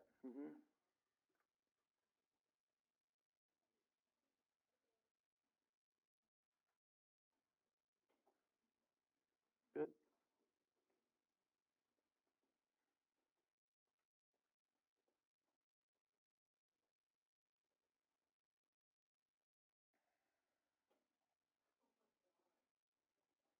Very good. Up is down, down is up. Is that still the right thing? Maybe.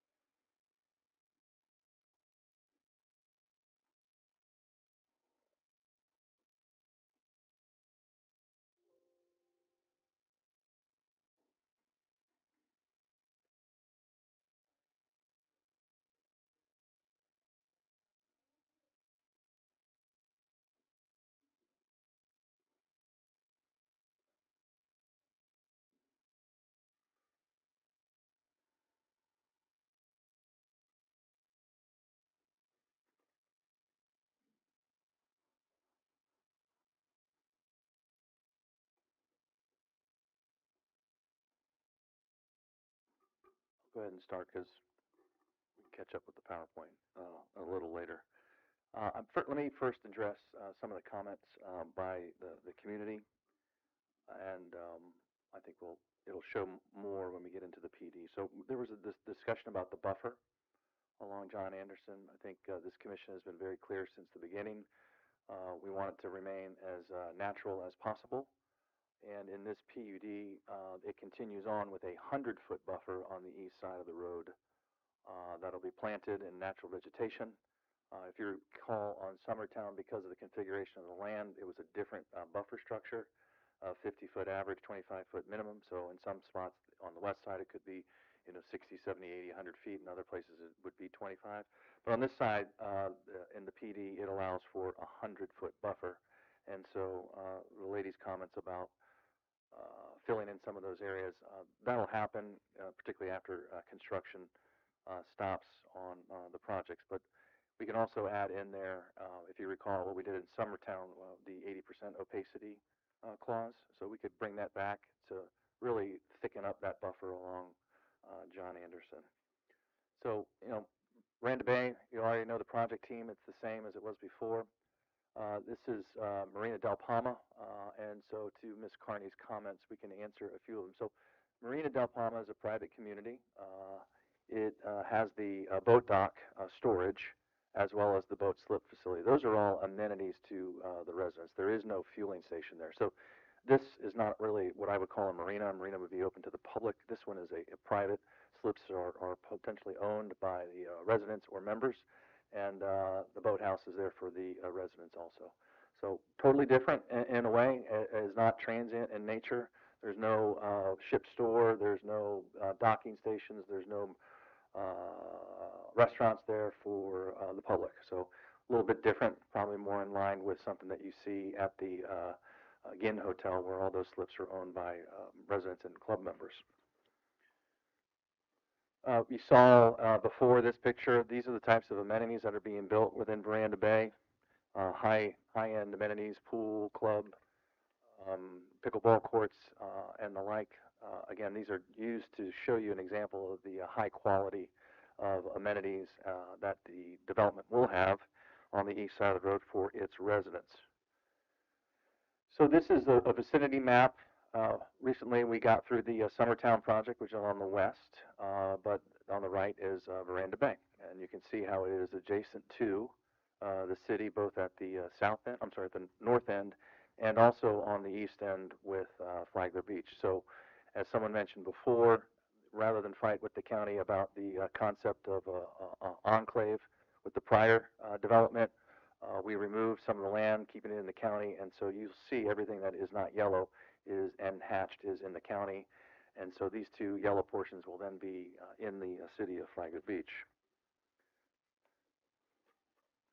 I won't go through the time frames because we've been through that before. So the developer's visions, this is an overview of the PD of the high-end level oversight.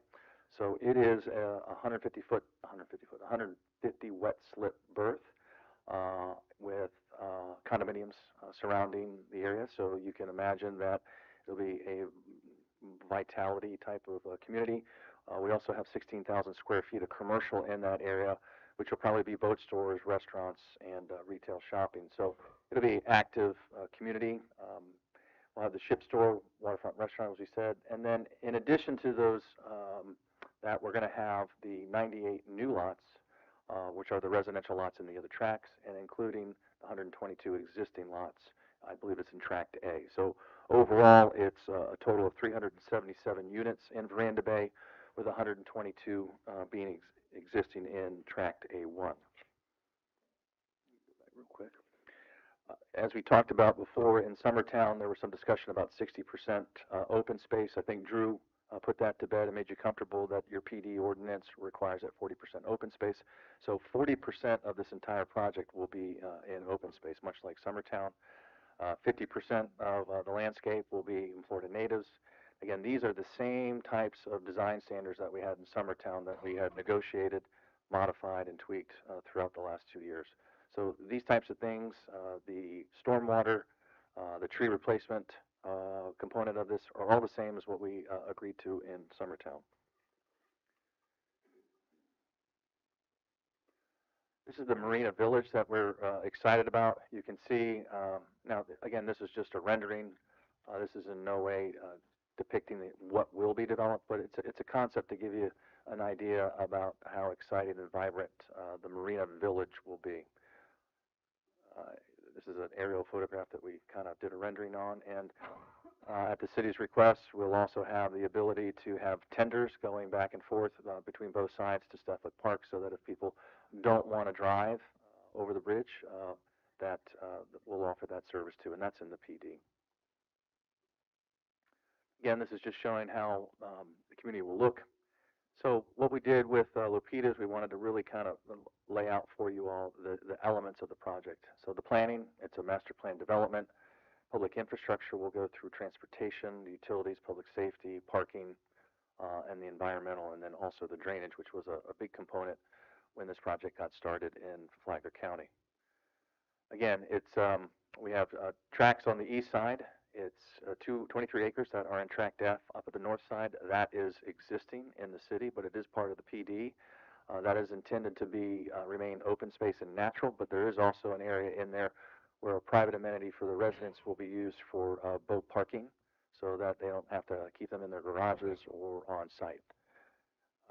This is the annexation, and as Lupita pointed out, that the annexation ordinance and the application are all consistent with Florida statute, as well as your land development code and ordinances. The future land use map, this is the comprehensive plan amendment that will ultimately be sent up to the state. In your code, it is residential, and then the red is the commercial. Those are part of your land development code and your comprehensive plan.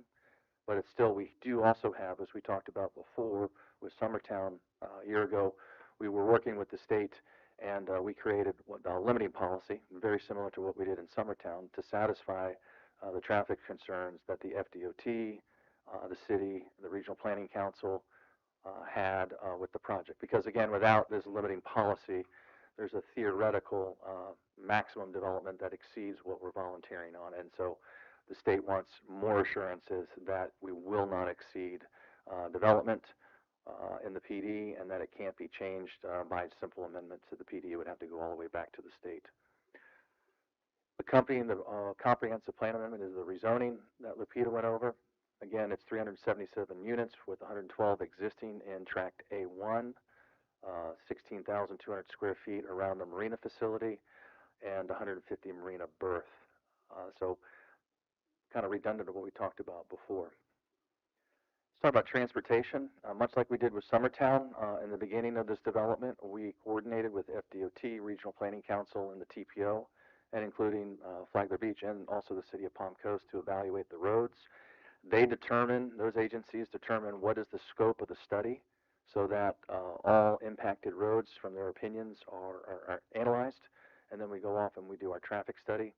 And the traffic study was done, and it will be presented to your staff, or it was presented to your staff, and it will also be reviewed by the DOT when it comes back on second reading. So you'll have an opportunity to see what DOT says, but we're fairly certain that we know what it will be, and that all levels of service on all the roadway systems will be maintained. But that doesn't mean that we're not going to have to do certain traffic improvements. For example, along John Anderson Drive or John Anderson Highway, we'll have to put turn lanes, decel lanes, XL lanes. And in fact, we anticipate that there'll probably be some improvements at State Road 100 and John Anderson. And there'll also be improvements at State Road 100 and Colbert Lane. But those are all part and will be detailed analysis when we get to the plat. For example, how long does that taper need to be? How many cars need to be stacked in that turn lane? That is what we'll call the detailed analysis when we come back at the platting stage. And that's all called mitigation. And so you all are familiar with that and how that goes through the development. Water, sewer utilities, we're familiar with that. We talked deeply about that in the prior project, and it's just sort of global. This portion of the project, you can see, has already installed about $2.5 million of reuse line that will be dedicated to the city of Flagler Beach, so that when you're able to charge those lines, that the residents will accept it. You'll get paid for that on a monthly basis probably, and the developer will convey all this infrastructure to you for your reuse. It'll be common area reuse water so that the residents in the CDD will be able to maintain not only the buffer but the interior landscaping.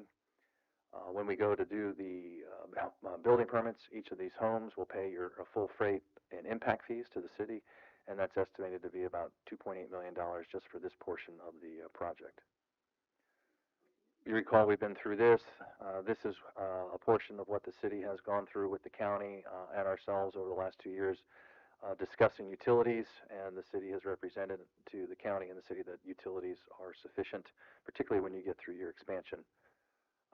This was a slide that we went through with you before that shows your capacity on the water plant is 1.5 million gallons a day, and even at full build out, which was intended to be probably 2035, 2045, that the capacity that you'll have impacting that plant is well below what you have built for. The same goes true with wastewater. We've demonstrated not only to you all, your engineers that you have on staff, but also with St. John's Water Management District and the DEP who evaluate this, that demonstrate that your comprehensive plan and your planning models, your capital improvement plan, has sufficient capacity for the full build-out of this development over the next 20 years.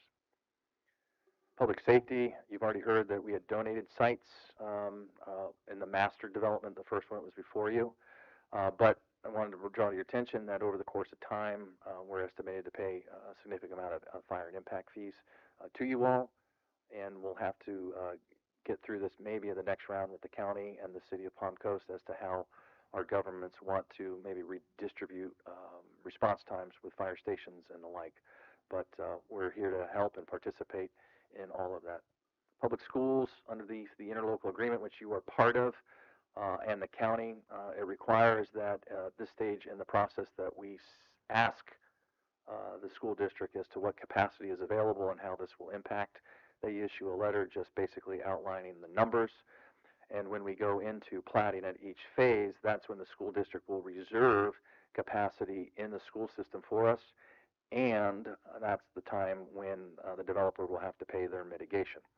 For example, in the first phase of development that has been done up to date, we've not only paid our impact fees, but periodically the developer will have to contribute to the school district $300,000 to the school district over a period of time, or is it nine? Yeah. $700,000 over a period of time as it phases in. So not only do they get their impact fees, but they get their mitigation payments. So the next phase would be when we come back with a site plan or a plat, the school district will actually do the hard lifting, and we'll have to enter into an agreement with the school district for that mitigation and fair share payments. Parks and Recreation, if you recall the first project, Summertown, we were constructing the spine road with large paths along that, recreational paths, and parks along that. And with this, we had agreed to convey to you all a 2-acre park directly across the street from where the county has their boat ramp facility. You can see it down at the bottom right. I believe it is I can't see that far. It's the green circle. But what we have been working with Sean Moylan and the county in the past was, they have their new Ecos facility there by the bridge, the overpass on 100.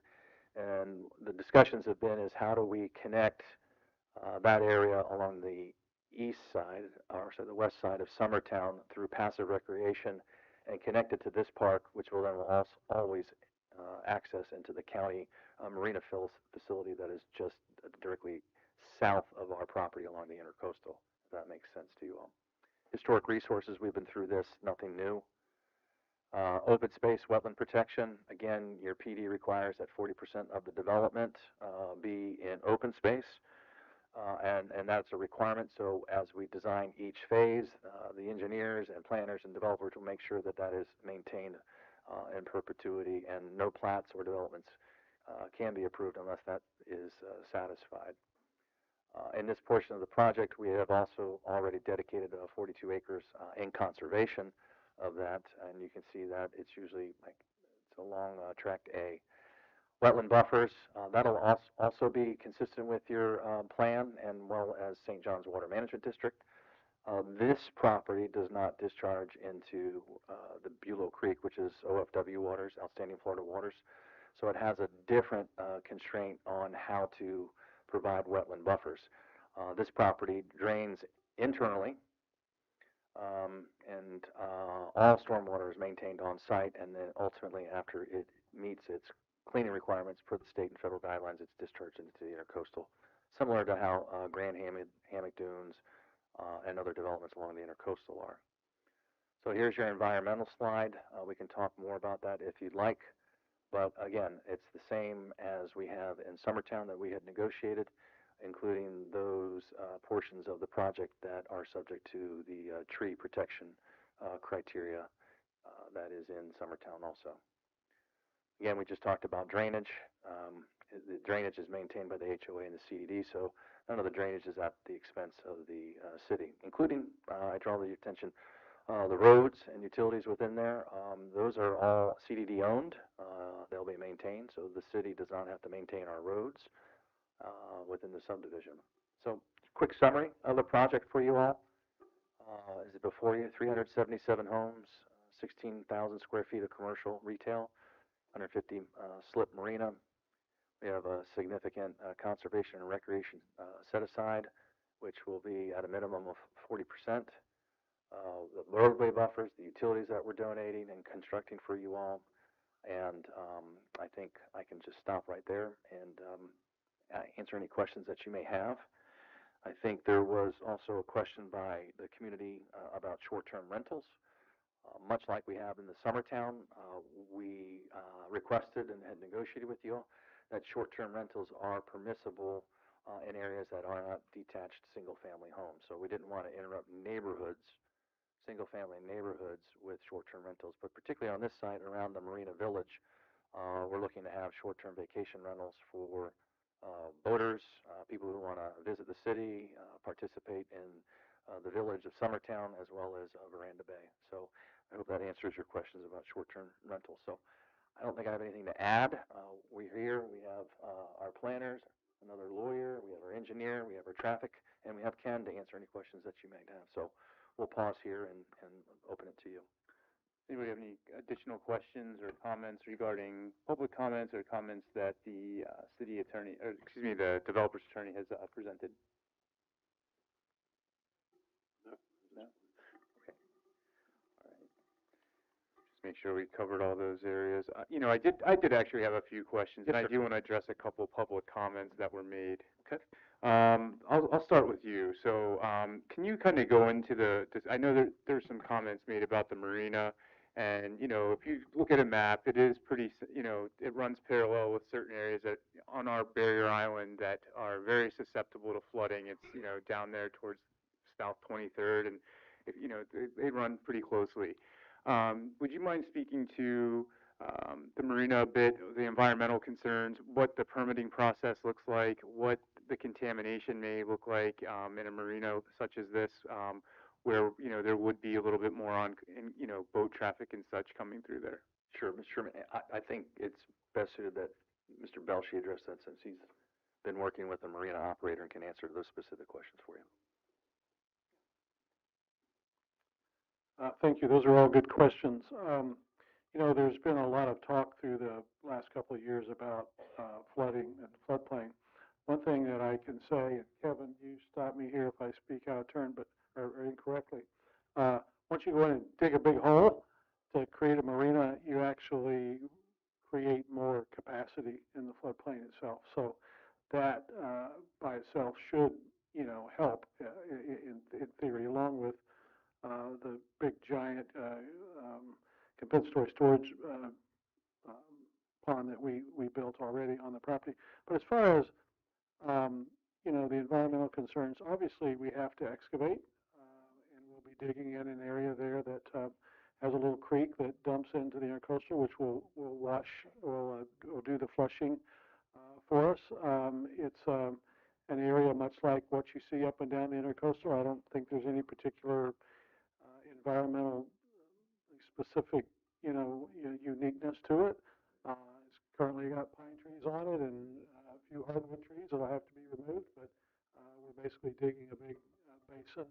As far as any contamination goes, we will participate in what's known as the Clean Marina program, which requires pump out station. We will have a pump out station. It requires boats to pump out. As far as weight and stuff goes, we're not going to create any new boaters on the intercoastal necessarily, in the sense that the transient stuff, because I heard that was talking about earlier. I heard somebody mention that earlier. Transient, I don't like that term either. What that means is somebody hops in their $2 million boat in New York and they're going to Miami and they need a place to stay the night. That's what it, I mean, they're not all $2 million boats, I'm sure, but you know what I'm saying.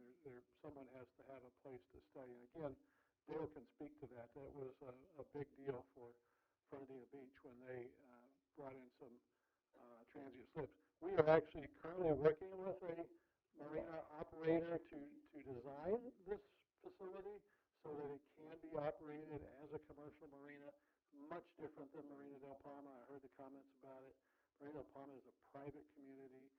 It's not supposed to have fuel on the water. There was a fuel station planned for the boathouse, but the residents determined they wanted it in a different place, and they asked us for the money instead, which we agreed and gave to them, and now they are building that, and they ran into some permitting problems with the city of Palm Coast, and so it's been delayed somewhat. But we were, we gave that to them and gave them the money quite some time ago, and that has been delayed, but I don't think it's any fault of our own. So different deal. That's going to serve that for the private community. It's not like this.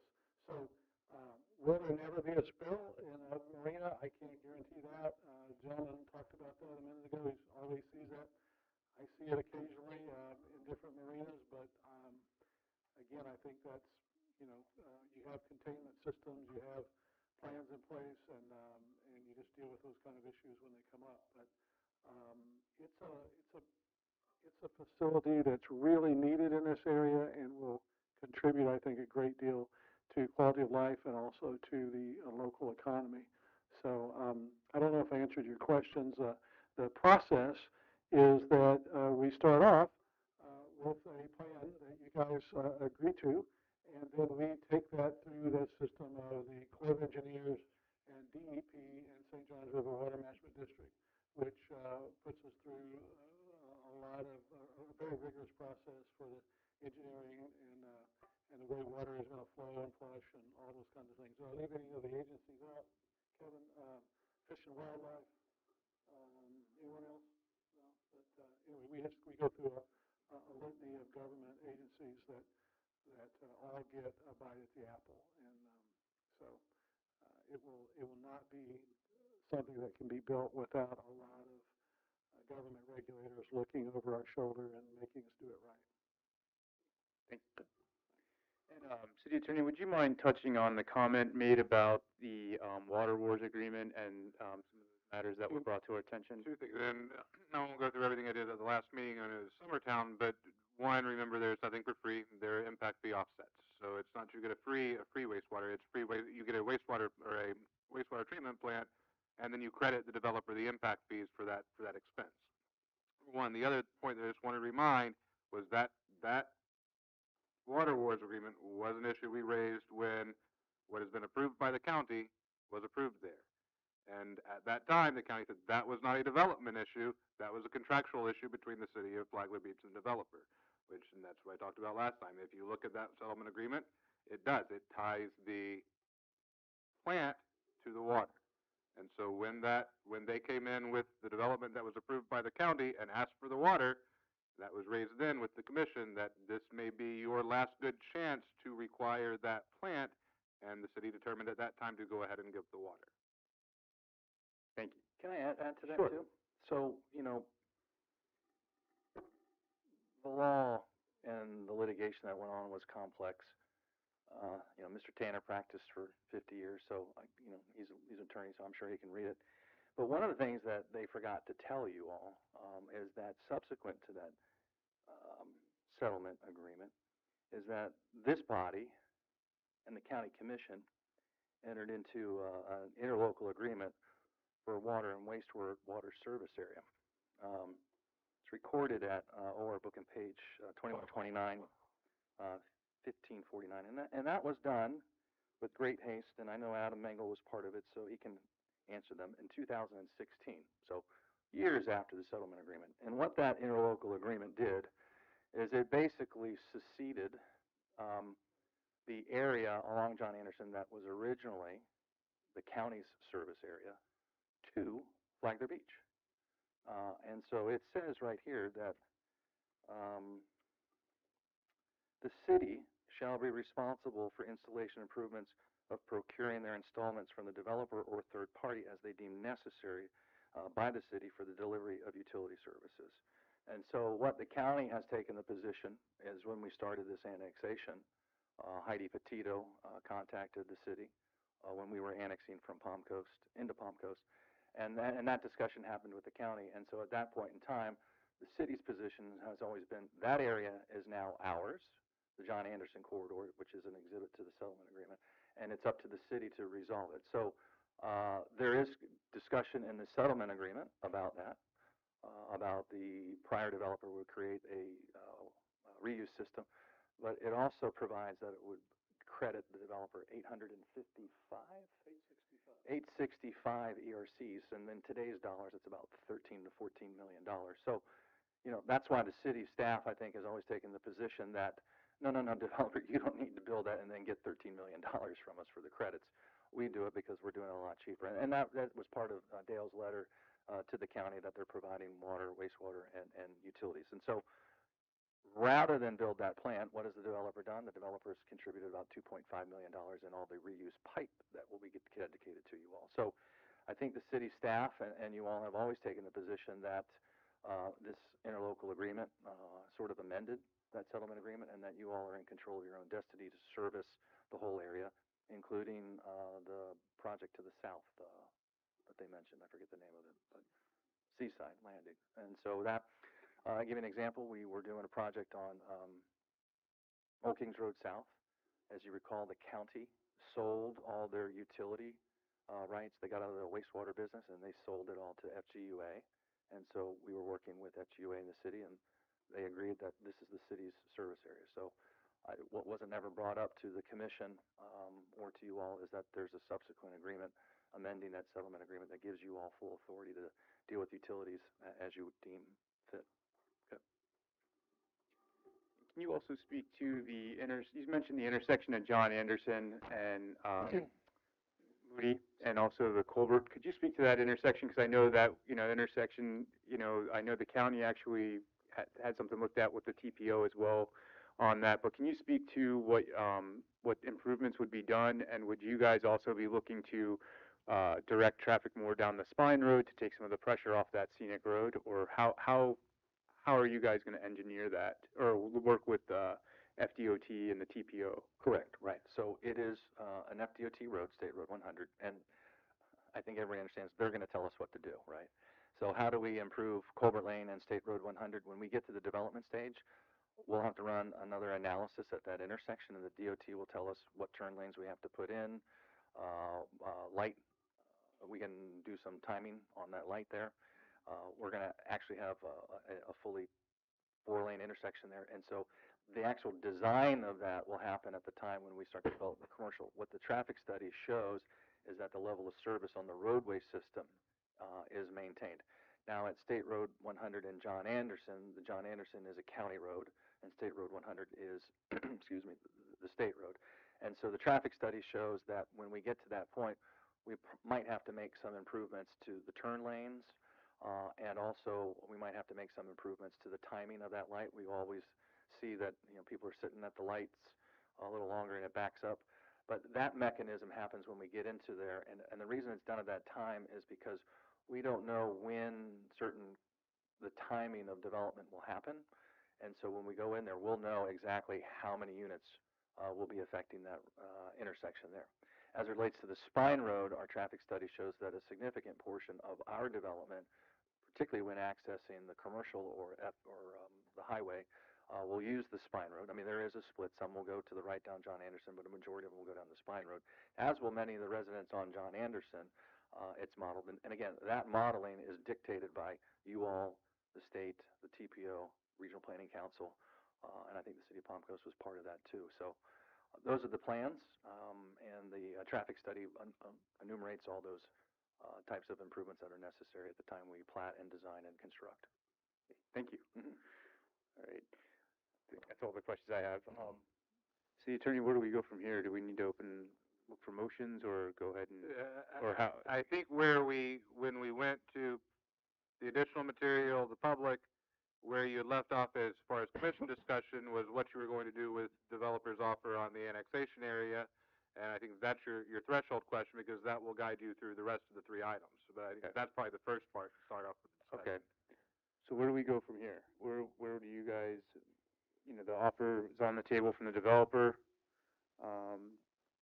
So I'll open this up to Commissioner Cooley. I'll just get the conversation started. So, you can go multiple routes, but I think that what we need to do is to proceed forward clearly, like we've done with a lot of other initiatives. And so for this one, my suggestion would be to approve all of them as is, on first reading. And what that does is that gives county time to work things out with the developer, then it gives county time to state clearly where they're at. And it also allows us to state clearly where we're at to the county and all the parties involved. I had considered the whole concept of should it get tabled. Well, if it gets tabled, can certain things get worked out? Possibly, but usually when it gets tabled, you're just kicking the can down the road, and you are not compelling all parties to state their cases clearly and have discussions about that and say, here's where we're at. If it proceeds forward, we plan on doing X. One of the things that I am frustrated about is I see from the county side a lot of bobbing and weaving. And this applies to more than just this project. This applies to like beach and all these other things.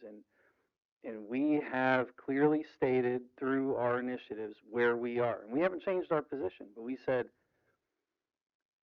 here's where we're at, and we're very clear on this.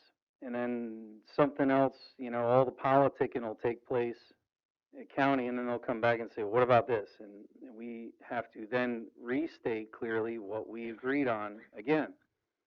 And I don't like the politicking. I don't like the bobbing and weaving. I like all parties to be very clear with where they're at. For the purpose of discussions and getting everybody to the table to be clear, you can approve it on first reading. And that at least gets that locked in. And then decisions can get made. Where is this going to go? Does it then need tabled, before second reading? Or does second reading need table due date certain? Or, do they need more time? Does it need no? Or at least where everybody is. But we're not, we've got to stop all the silly, where's county on this? We don't know. Or all the politicking that's happening in the background. Just enough of it. Everybody sit at the table, state where you're at. If county objects to it, here's why. Here's what they plan on doing. We can decide where to go from there, and it becomes very simple. So that's where I'm at on it. Thank you. Commissioner Strap, there are a couple things that Commissioner Cooley said that resonate with me.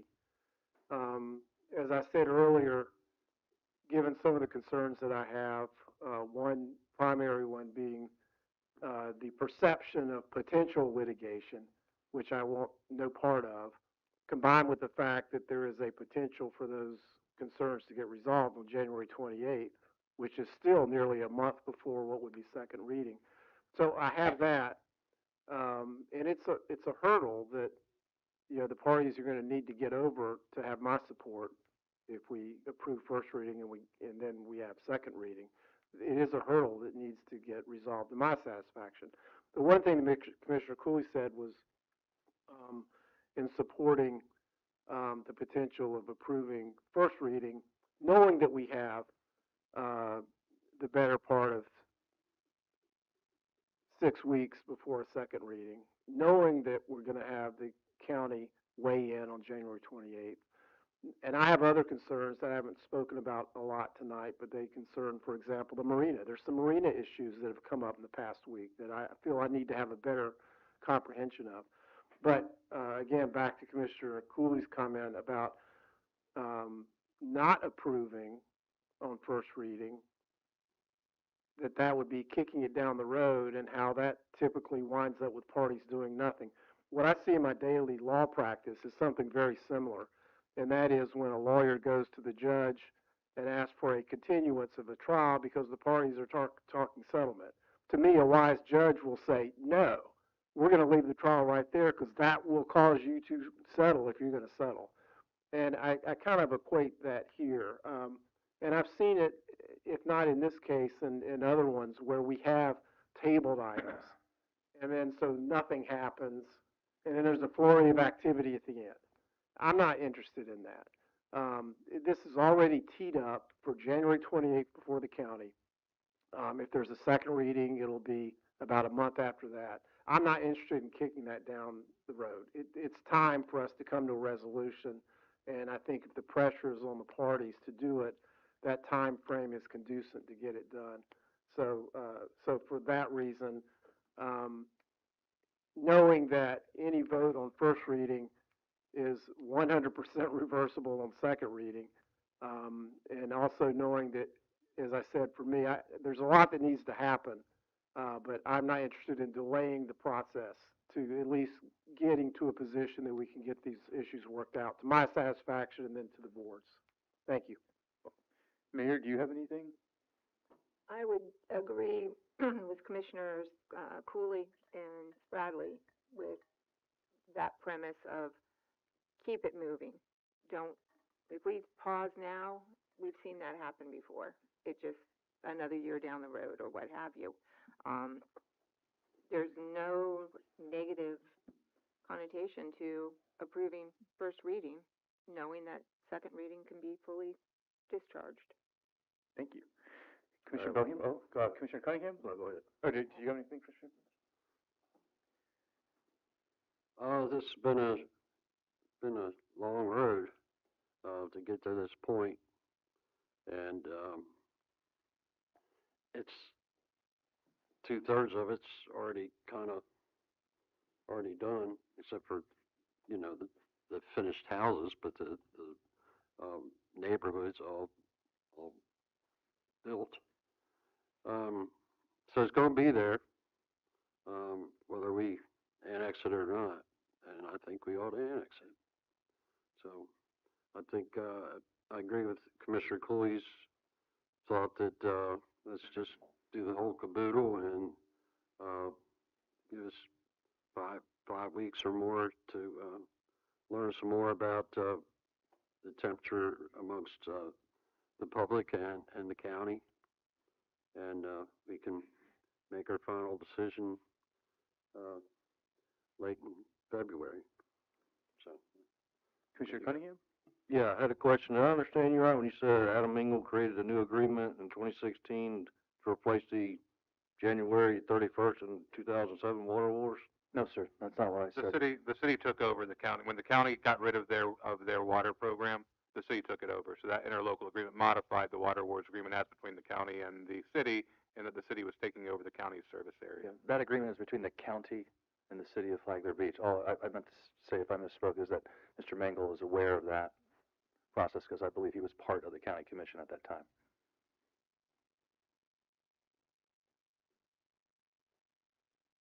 So the water wars document on the, of 2007 is still active and has to be followed, right? Unless it's modified by the interlocal agreement, sir.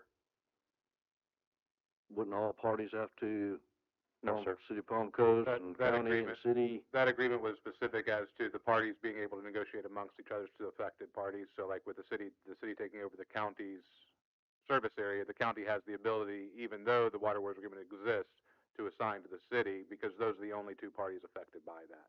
Correct. Anybody else?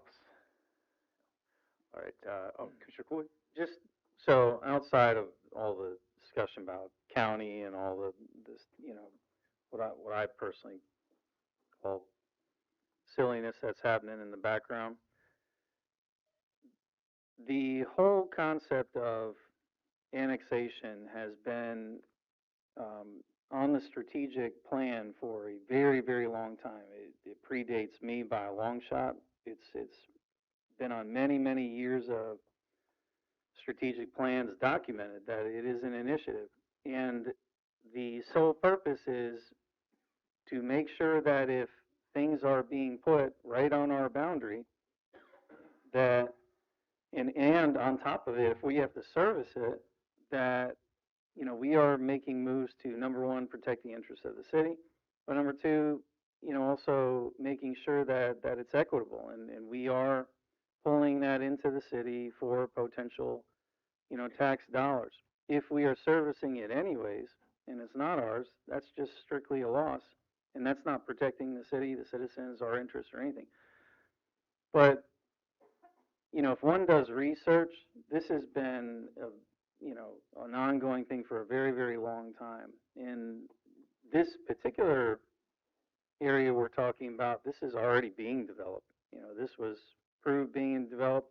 There's some changes to it that, in my opinion, are going to happen anyways. And all this is doing is saying this is a neighboring property. We have to service it anyways. It only makes sense for us to annex this portion. The Summertown was completely different. That was more subjective. There was a lot of like forward-looking thinking and different opinions on it. I don't think that applies to this, but as far I just to go back to the whole thing about approving on first reading is just to stay on track with what has been on the strategic plan of the city long before myself, and it just makes sense to keep moving those initiatives forward. Well, I want to make a I want to address a comment before the gentleman leaves here to address his point, but I guess he's leaving already. So again, I think you mentioned a couple of things. I think a couple people have been accused of not caring, which is completely false, and that comment was completely blown out of proportion. Okay? And number two, so would you mind going, Mr. Chimento, to your slide that shows the agreement that Mr. Dale Martin gave to the the previous city manager of Palm Coast?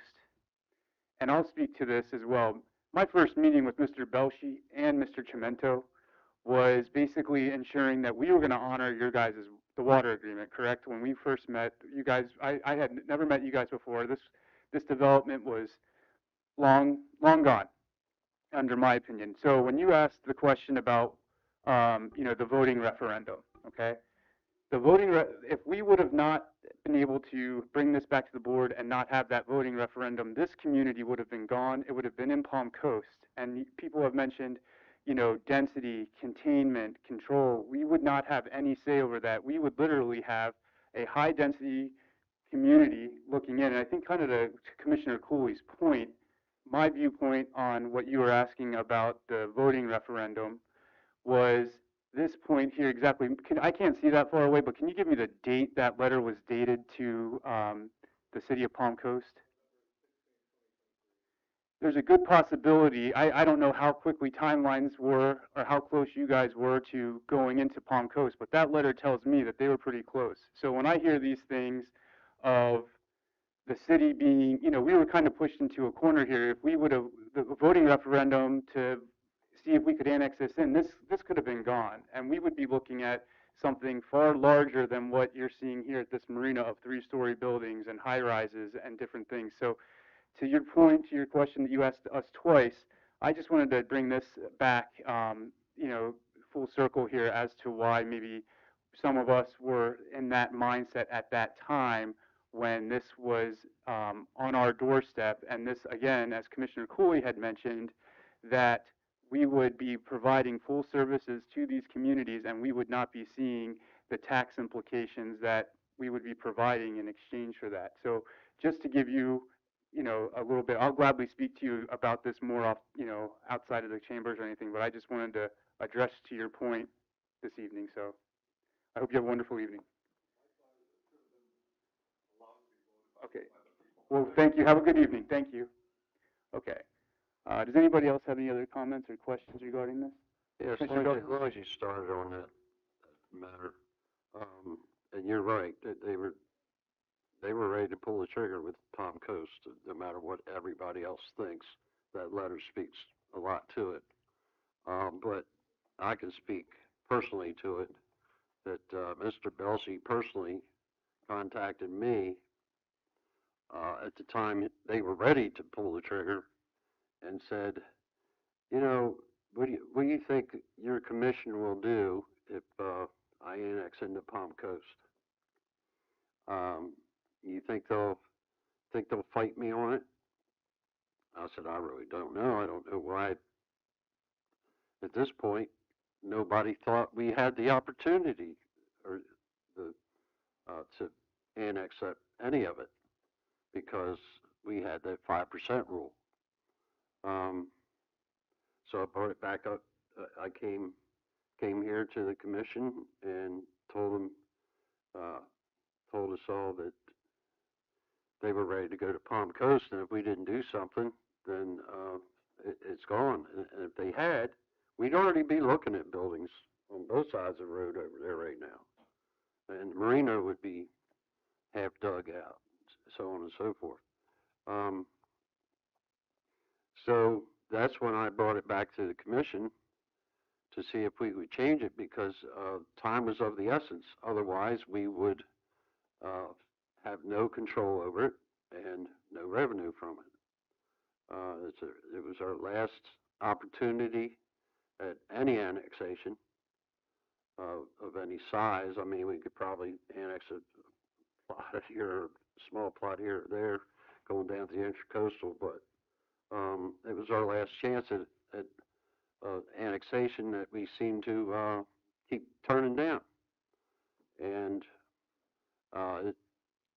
the 5% rule was an ordinance, and it was changed just like any other ordinance is changed or created with 2 readings and public notice and so on and so forth. So there's nothing secretive about it, and we did it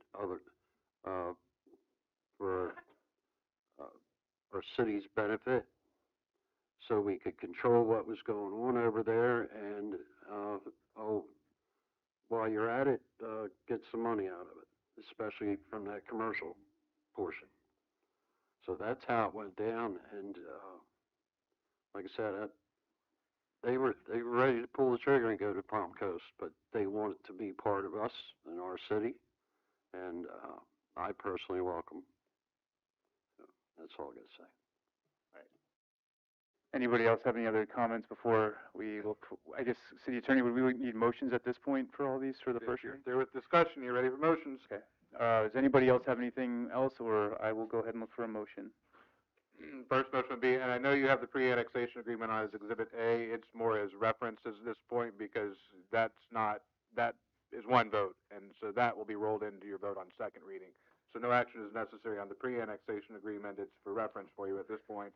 So your first motion would be on ordinance number 2025-21, which is the annexation of Veranda Bay. I'll make a motion that we approve ordinance 2025-21. Do we have a second? Second. Okay, we have a motion and a second. Penny, would you please call roll? Commissioner Cunningham, No. Commissioner Cooley, Yes, the motion. Commissioner Spradley, Yes, the motion. Commissioner Bellhumor, Yes. Chair Sherman. Yes, motion passes 4-1. Next item would be ordinance number 2025-23, which is the amendment to the future land use map regarding Veranda Bay. Okay, do we have a motion for that? Make a motion to pass ordinance 2025-23. Do we have a second? I'll second. Okay, we have a motion and a second. Penny, would you please call roll? Commissioner Cooley, Yes, the motion. Commissioner Spradley, Yes to the motion. Commissioner Bellhumor, Yes. Commissioner Cunningham, No. Chair Sherman. Yes, motion passes 4-1. And your final item on this set is ordinance number 2025-24, which is the amendment of the zoning and the approval of the master plan development. Again, the first reading. Okay, I'll look for a motion. Making a motion to approve ordinance 2025-24. Okay, do we have a second? Second. Okay, we have a motion and a second. Penny, would you please call roll? That was Commissioner Bellhumor, I'm sorry. Commissioner Spradley, Yes to the motion. Commissioner Bellhumor, Yes. Commissioner Cunningham, No. Commissioner Cooley, Yes, the motion. Chair Sherman. Yes, motion passes 4-1. All right, we'll go ahead and start with staff reports. City Attorney. Just one, I checked in with planning department to see make sure we had golf course rezoning in pipeline. So we're looking at March hearings on that, planning board, and then back to commission in March. Okay. All right, City Manager. All right, I've got a few things to go over here since we cut it short last meeting. Look forward to working with the mayor, Commissioner Cunningham, and Vice Chairman Bellhumor in Tallahassee next week. You've already talked about the County Commission workshop and special meeting next week. I do have copies of the agenda, if you're interested in having a copy of that. We've also talked about the joint cities and county workshop, which is tentatively scheduled. Ms. Overstreet is working with county staff on that for February 4th at 5:30 in the County Commission Chambers. And I know some of you, there's a lot going on February 4th, so that's the current date right now. Parks Committee is February 4th. Not that you have a lot to do with parks, but I also, in my discussion with Commissioner Spradley, February 4th is also the proposed Women's Club candidate night. So Commissioner Spradley may have more information about that. And then the CRA Advisory Board meets on February 9th. Upcoming events, we have First Friday scheduled for February 6th, Veterans Park. We have the Friday Flicks. We're trying to use a patriotic theme with the 250th anniversary of the country. Unfortunately, the bad weather, although we're showing these indoors during the winter months, we had a Yankee Doodle Dandy, and unfortunately nobody showed up. The February movie, because it's President's Day weekend, is Lincoln. That'll be February 20th, 7 o'clock p.m. at the Wickline Center. And we've had a very positive response for doing our community dinner again. So that is scheduled for April 18th. And the restaurants have to have their entrees to me by January 30th. But as it stands right now, we have Barn Hills, Salty Rim, which is the hotel, Funky Pelican, Golden Lion, Next Door, Craves, Swillerby's, the Pierogi Shop, and Tortugas, and Faro, and the Flagler Winery, or Old A1A Distilleries express interest. A couple that I've reached out to that are still contemplating it, specifically our Flagler Fish Company and the Cocina Coast Brewery. And I sent something to the Charbouzy. They haven't opened yet, but I at least invited them, hey, if you want to participate. So they have until January 30th to give me their information. And then we'll start selling tickets in February. So hopefully that'll go over again as well. The Wickline Playground equipment has been ordered and scheduled for production. We have some improvements pending for Palmetto Park. There was a recommendation of replacing some of the playground equipment there. So that's going to be before the Parks Board next month. Mr. Reynolds' substitute, sorry, he was here this morning, and he talked about the beach bucket efforts. And I think I shared a photo of that with the mayor, but Mr. Reynolds said he had sent it to Cellar View. Basically, it's a wooden frame that has space for 4 buckets. And where they would like to place those, and I told Mr. Reynolds I would get your consensus, is at the ends of, like, the mini A-frames at the end of the boardwalk, and then one north of the pier. So unless you have any objections, I will inform Mr. Reynolds that why don't you go ahead and try it, and hopefully it works, and we'll go forward with that. But he indicated that it's all going to be maintained by the Keep Flagler Beach Beautiful people, so hopefully that'll work out. So unless you have any objections, we'll move on. Landscape design services, someone's offered to make use or offer the services of a landscape design architect to re-envision Veterans Park, so I'm in discussions with that person. The other thing, and I think I've talked with a couple of you about it, is irrigation meters. There's a challenge. The residents of KB Homes have excessively high water bills because they have new sod and they're having to water their lawn. They have purple pipe installed. And they've asked, how can we help them address their high water bills? So what staff has been looking at is, can we tap into the potable water main and charge the already installed purple pipe? Because the purple pipe is sitting there. I mean, Commissioner Conley has mentioned it before. It's going to sit there and it's not going to be used for 3 or 4 years so it's going to deteriorate. So we have an ordinance that prohibits irrigation meters. Do we want to, and we have to do some permitting, we have to talk to St. John's Water Management, DEP, about tapping into the water main that services KB Homes, making a connection with the purple pipe, having irrigation meters installed for those residents, so they would still pay ongoing water charges, but they wouldn't pay the sewer charges on it. Eventually, when the reuse kicks in, they would pay a reduced rate for the reuse water. And, I talked about this with Commissioner Bellinger. He's like, well, what about other people, that want, and we'd probably have to look at, if people want to tap in and reinstall irrigation meters, eventually we're going to want that because we're going to want to sell reuse water. So I've told the residents of KB Homes that have come that this is going to take some permitting work. So It's probably not gonna happen before the end of March, but at least I wanna know if I'm going down, if you have any objections for me working with staff, with the city attorney, with St. John's Water Management, DEP, all the regulatory agencies. Can we do, I mean, because Veranda Bay already has some purple pipe installed. And so can we do this and start to promote the concept of the irrigation meters? How's everybody feel about that? I'm okay with it as long as it's citywide. Mayor? Well, it can't be citywide, it can only be on that side, we don't have any purple No, pipe but I guess, here. and this is a discussion Commissioner Belhue and I had, is, but you can tap in, you can get an irrigation, again, assuming we change the ordinance, you could theoretically tap into and have an irrigation meter installed, because the city still has, I think Ms. Norrie told me, we got about 190, we still have several irrigation meters that are grandfathered in.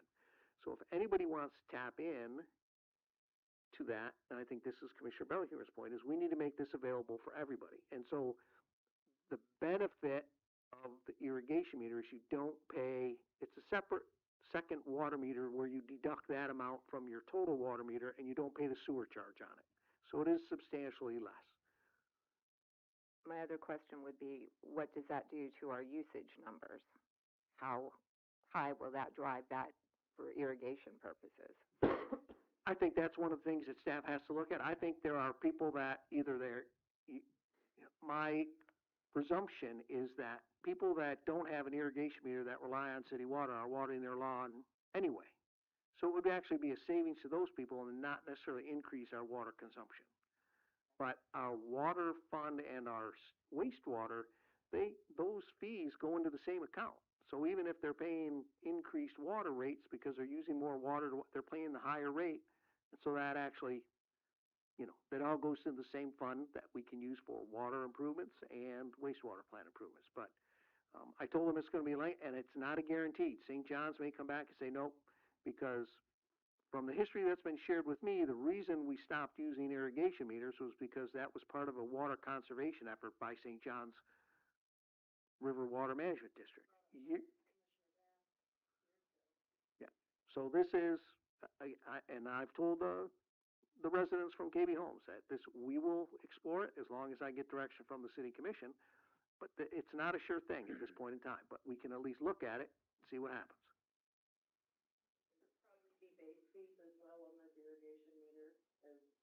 Correct, right. We'd have a lot of stuff to work out, because, I don't know how, I haven't dug into how do we handle the existing irrigation meters. I just know that according to utility billing staff, there are many irrigation meters that are grandfathered in the cities.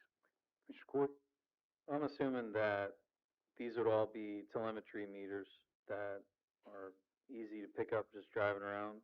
Correct. We Okay. would, yeah. So the grandfathered meters could get then converted over to telemetry as well, which saves you having to manually go out and read all these grandfathered. Yeah, Right. Okay. I didn't know if the grandfathered ones were untouched or,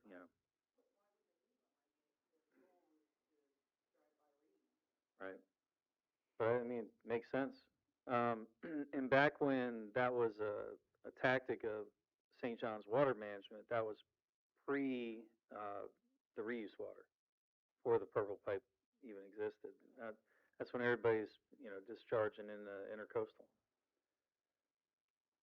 So it just makes sense to support the infrastructure to get out of the intercoastal. All right, I'll press forward and keep you informed how we go.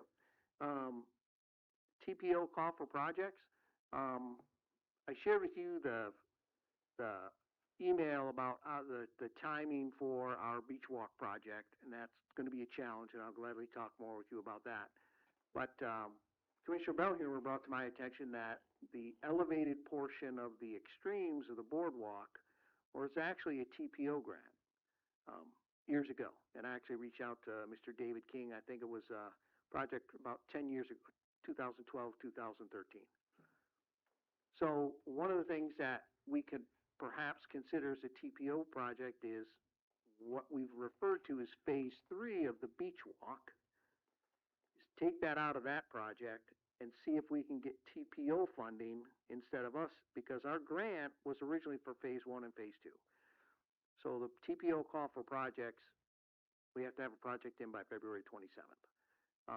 So I've reached out to the engineering firm that's actually coordinating the Sun Trail development and indicated that the city might be interested in tying this, could it be an amenity to tie in the Sun Trail to our boardwalk? So could we replace the existing boardwalk from South 4th to South 7th, north of 4th? That would theoretically become our promenade, so we wouldn't touch that.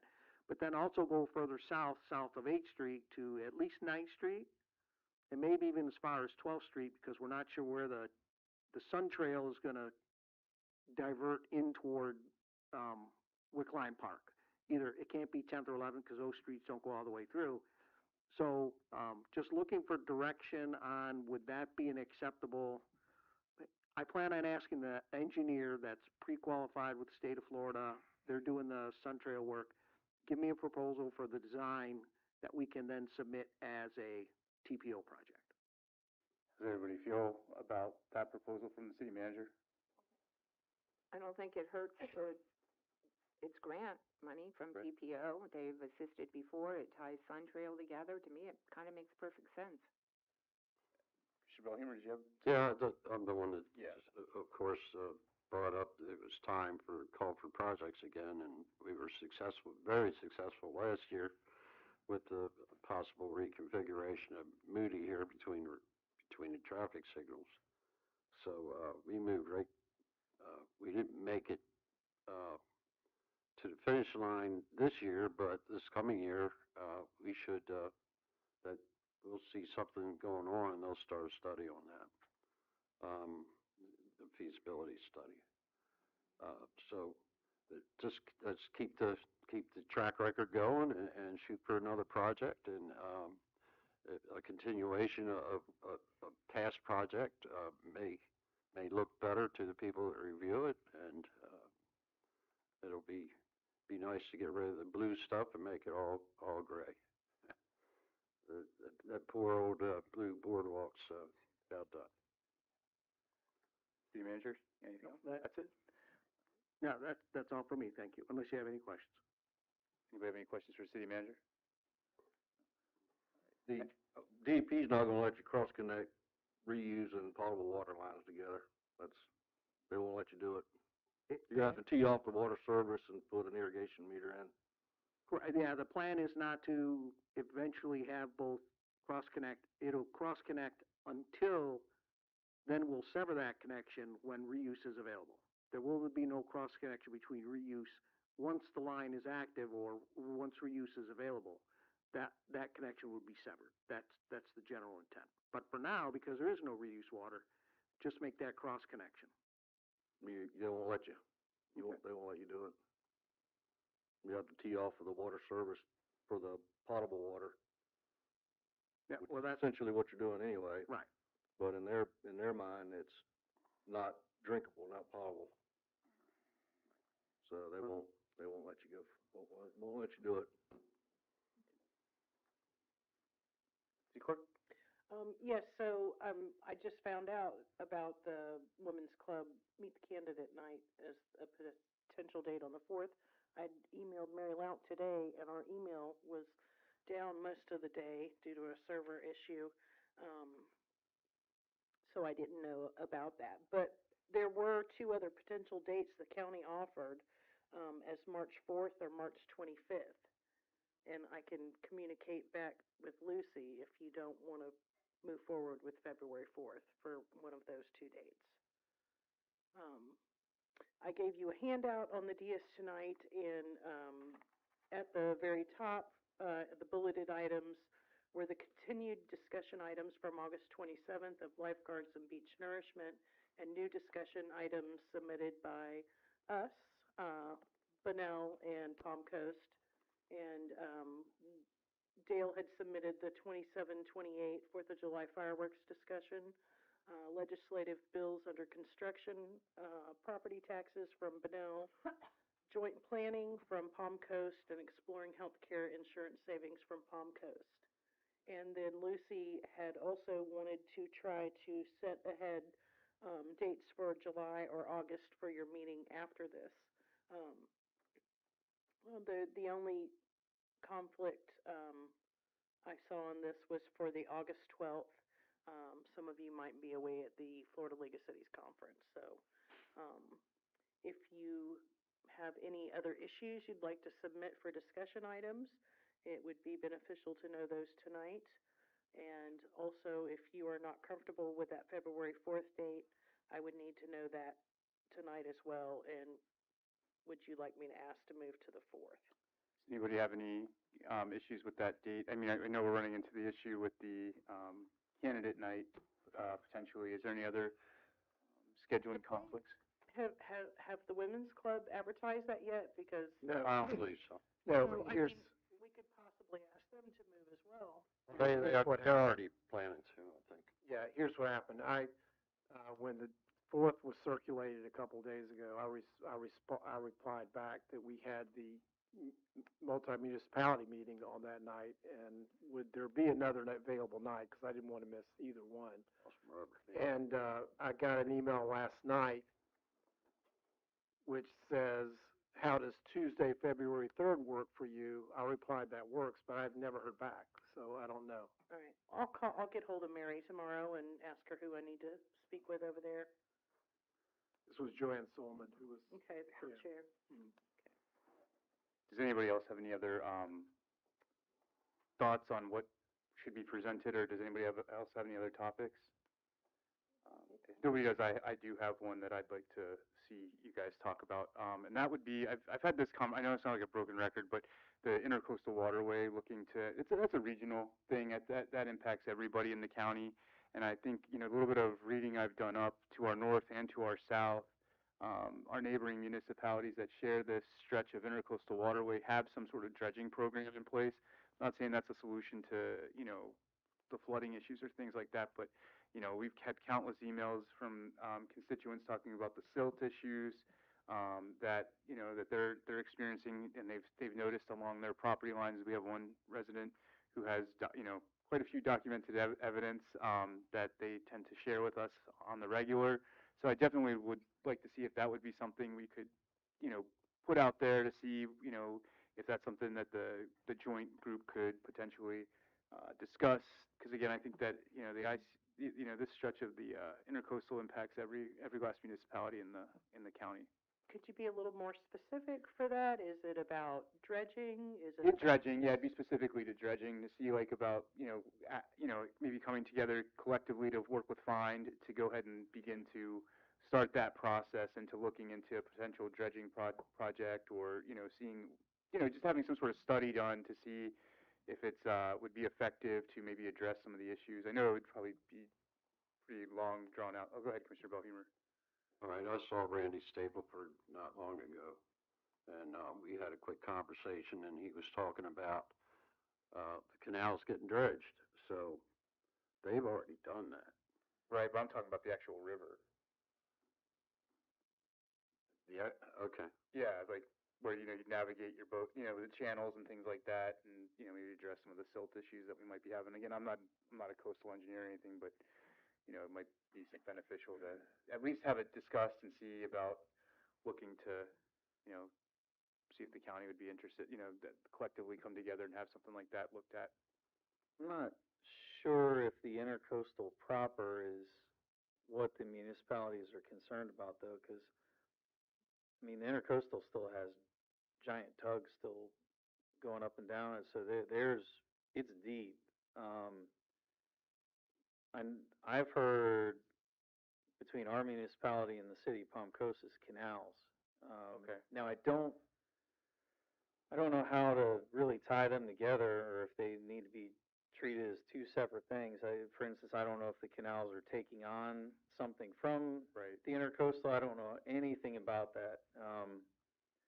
But I know that there is some governmental agency that is keeping an eye on the draft for the tugs. I don't know who they are or what stuff they look at, but they get out there and they do dredging on the IC. It's been done up and down the coast in different areas. Yeah, but I have they've no done it idea several what, times up near Yeah. the inlet. Yeah. I don't know what But triggers that. That's always changing. That might be something that, speaking with St. John's Water Manager, I mean, I don't know who that is even in charge of that. John, do you know who's in charge of that? It would be fined. The fine, Florida Irrigation, yeah. I don't know, maybe it's just a topic that's been something that. Randy's easy to talk to. Give him a shout. Oh, yeah.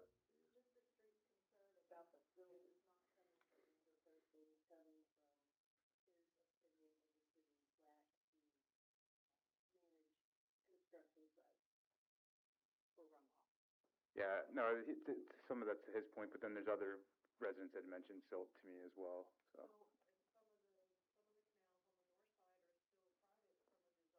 HOA, so we don't have, there's no way for us to expend those funds from that private canal, public funds on a private Right. canal, because when they're dredging. When we dredged before, probably back in 2003, we did some canals on the north end around 23rd Street. But we couldn't get into those private canals. We could do the mouth of them, which that was it. Got it.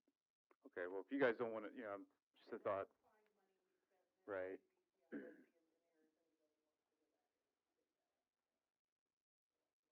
That was my only topic, but, so, if it gets shut down, that's fine, I just wanted to throw that out there. to I you wouldn't guys. say it's no. I think we just need to do a little bit of homework. Okay, figure out. I'll do some reading up on it, I'll reach out to Mr. Stableford and see what I can find out, so.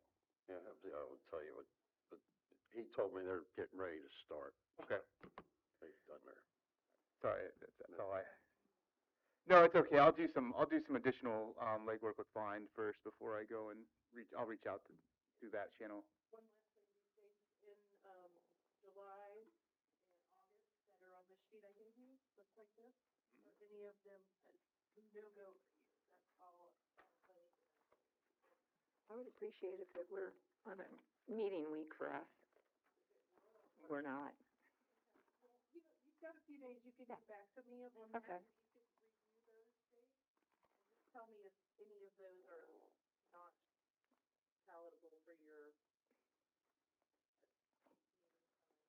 I appreciate it, and I'll get back to Lucy on the agenda items and. All right. Mayor. Yes. Legislative days, Monday, Tuesday, and Wednesday. And just one quick question, going back to the pier design. Those choices are due to the contractor by February 1st. Is this going to slow down the construction and or completion of the pier? No, I don't think it'll slow down the construction, but I'll talk to Mr. Perdomo tomorrow and make sure that he's here at the next city commission meeting and say, okay, we need decisions made on these amenities, so. Okay. That was why we had to push for it to be on tonight's agenda. Okay. All right, thanks, that's all. All right, Commissioner Spradley? I'm gonna restart having, my Saturday town hall at my law office right next door this Saturday at 9:00 because of holidays and I was out sick. I missed about a month of those, so it'll be town hall number 70 will be this coming Saturday at 9:00. Anyone who wants to show up, it's not an official City of Flagler Beach event. It's just conversation, whatever you want to talk about. That's all I have. Thank you. All right, Commissioner Belkemmer? Two things real quick. Their last meeting, I said something about the pond over here. Did you get any answers on that?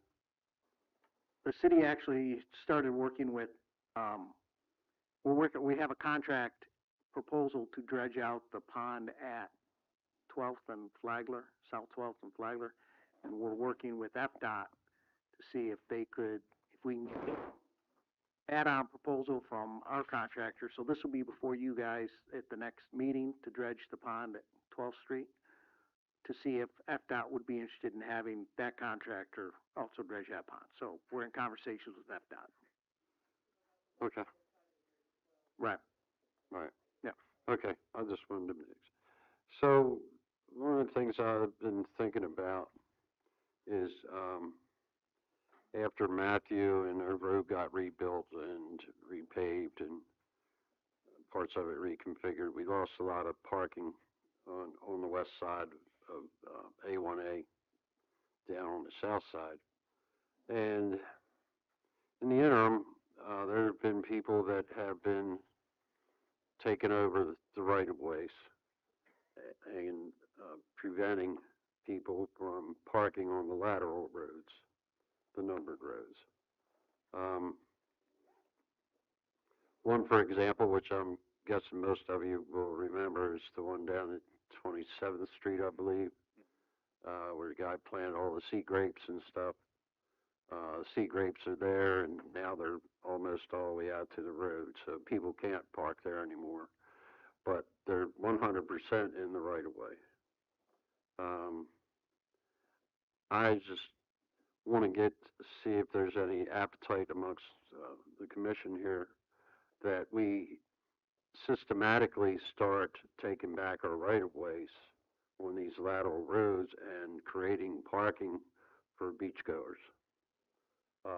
That includes not just people in cars, but people in golf carts and so on. There's more stuff added to them almost every day. And if we don't stop it at some point, we'll never recover. And it'll be a good kickoff towards doing that throughout the city, because we need to take back our right-of-ways that people are abusing. And that would be a good place to start, and would provide more opportunities for people to park near the beach. How does everybody feel about Commissioner Belhumer's proposal? Commissioner Cooley? Just for clarity, I want to make sure we're all talking about the same area. It would be that stretch of road from A1A to Central. Correct. Just that stretch. Correct. To start, whatever. And that would be a stretch of road that is obviously needed for beach parking. I would be in support of that. It's definitely needed. And I've even seen remember there was no parking signs? Do those still exist? No. No. Okay. It was like some resident's request or something. They were there up till about a year ago. 27th, I think there was something. Yeah. Now it's far down. Okay. Dale, Go ahead, Yeah, Joe. so what Commissioner Belhumer raised this issue with me, we talked about using gravel for this purpose, not the paver cells, but just gravel.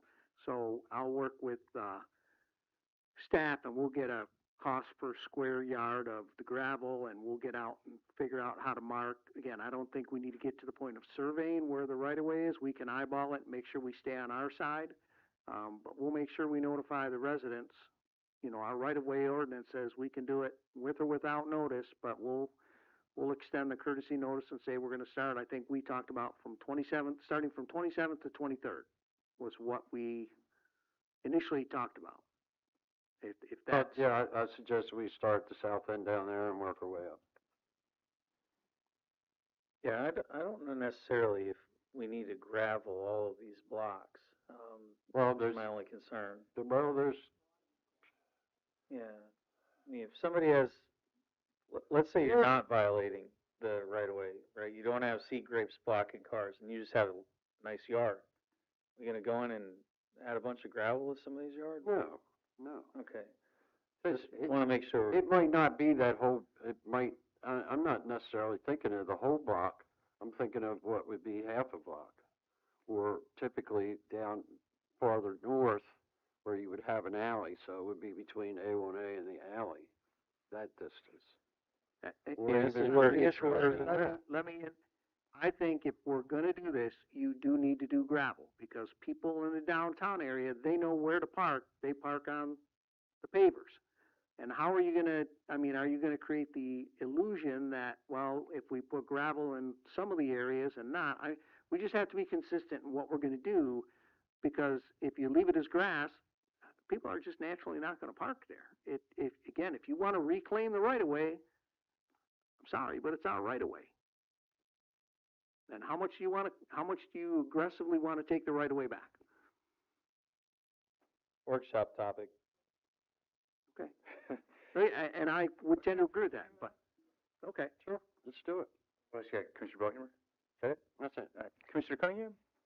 I think we need to be taking back all our right of ways. They should be cleared all the way to the line. Gotta start somewhere. Yeah, I mean, it's, you drive down the street, my mirrors hit tree limbs and top of my truck hits tree limbs, it's crazy. But no rock, we don't need to have no rock. In the sod y'all put on, South Flagler, on top of the rock, that sod's gonna die. Every bit of it's gonna die. Can't put sod on top of 57 stone. That's rock. You gotta put sod on dirt. Should put dirt in there and then put the sod in. And the engineering that was done for that pond, all those structures were put in, the catch basins, all that's correct. I don't know if it was installed correctly, but the engineering is right. The outfall structure and the skimmer, that all needs to be cleaned because the water can't get out. I mean, there's some overgrown to get out to the canal. It can't get out. And you can trim, what's the tree you can't touch? Mangroves. That, you can pull those out if they're obstructing drainage. Nobody's gonna have a problem with that. None of the authorities.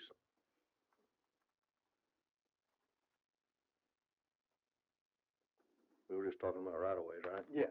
Okay. Yeah. Oh, no, yeah, whatever else you have, floor is yours, John. Last week when we were having a bunch of wind, remember? I can't tell you how many garbage cans I picked up that was blowed over on the east side of A1A, the tippy cart cans. They gotta be secured somehow. It's gonna cause an accident. They're not stable. There needs to be some kind of way to attach them to a post or something.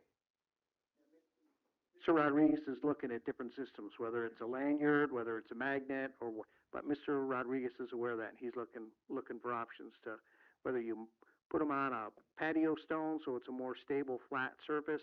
But yeah, Mr. Rodriguez is aware of that. He's been sharing some ideas. Even if you had it on a good flat surface, they're relatively light when they're empty.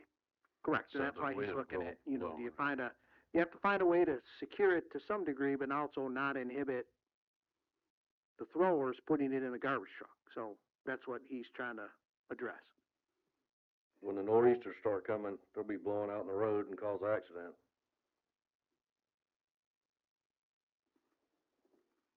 That's all I got.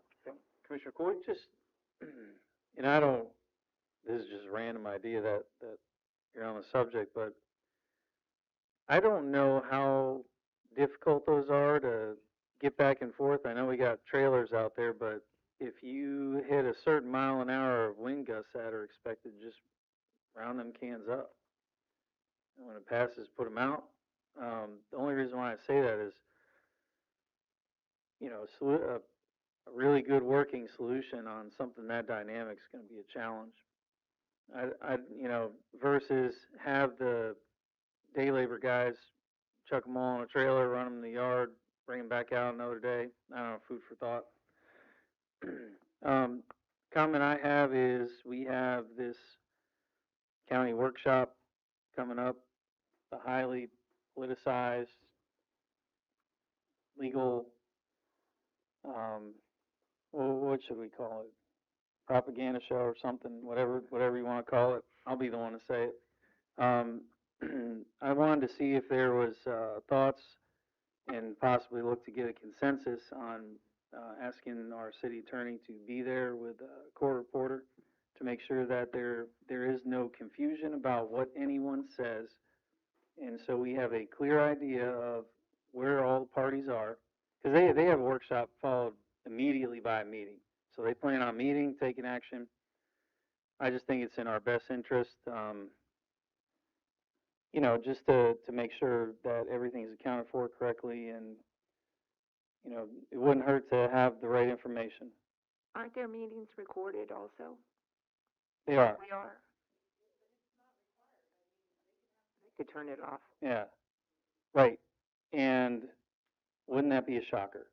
So, it's just, since this is going down this road, it's, I think for us, and just everybody, all parties to just make sure everybody's on the same page. And, there's a nominal cost to it, but there's also, it's recorded, documented correctly.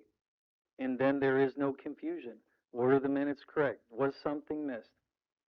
Solve it all. How's everybody feel about that? Yeah, I would support that. It is so much on topic with what we're discussing here, and it's such an important thing that the cost of a court reporter, for one thing, would be nominal. Having our attorney there, his rate is a little different, but that's okay. I think it'd be money well spent. I think I heard him say, and I could be mistaken, but he said it would be on the house or something. Pro bono. I might be wrong. But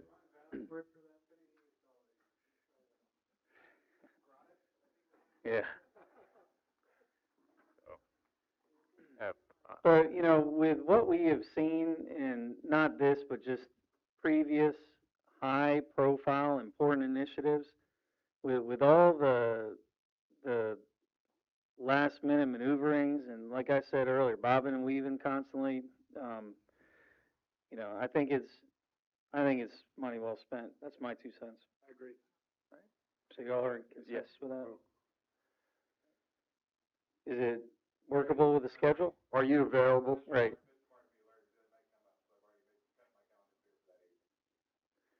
That's all I got. Okay. I'll keep mine brief. I was just going to ask about, I know we had some brief conversations. I know maybe Commissioner Belhumer had been spearheading some of that, and I just wanted to see what where we stood with getting, the beautification of the bridge. A couple years ago, gosh, that'd be like 4 years ago, our previous city manager kind of swung and missed on that one. He had them pressure washed, and that didn't come out too good, as you can see.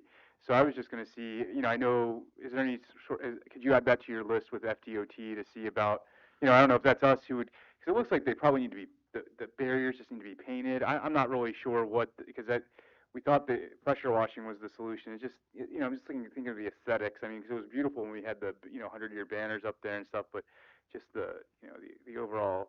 No, I can ask. Aesthetics of We're waiting to hear back about golf carts over the bridge, so we'll add that to the topic. Yeah, just a thought. I mean, walking it and just driving over it, you're just like, welcome to Flagler Beach, and it's kind of, yeah.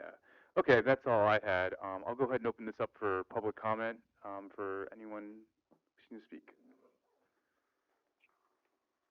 Paul McGeeka, 351 Palm Circle. You all talked about the TPO stuff pretty extensively already. Don't forget, we also need to submit the letter of continued support for last year's project so that it stays on the list in our good spot that we're in. And then I'm also happy to volunteer some limited time for the new project submission if you'd like some assistance. What else was I going to say? Oh, I love the idea about so obviously taking back the rights of way, that's great. Yeah, I think a good start could just be like a public service campaign, right? I don't know if when we get a new permanent police chief, what the future of the police department Facebook page is going to be like, but like I always, we park our golf cart on the side of the street going to the beach. I never really knew if that was allowed or not, but everyone did it, so I did it. So it sounds like it is, so that's great. So educating people where they can park, but then also definitely educating property owners, because some of them may have done that intentionally, like the Sea Grapes guy, but some people might just have a really nice yard and they're going to be upset when we either throw gravel on it or people just start parking on it. So public service could go both ways there. And then I'm sorry to bring it back up, but Marina Bay, please take a look at short-term rentals for the B and C tracks. Those are low-density residential. They kind of dismissed it there in the meeting.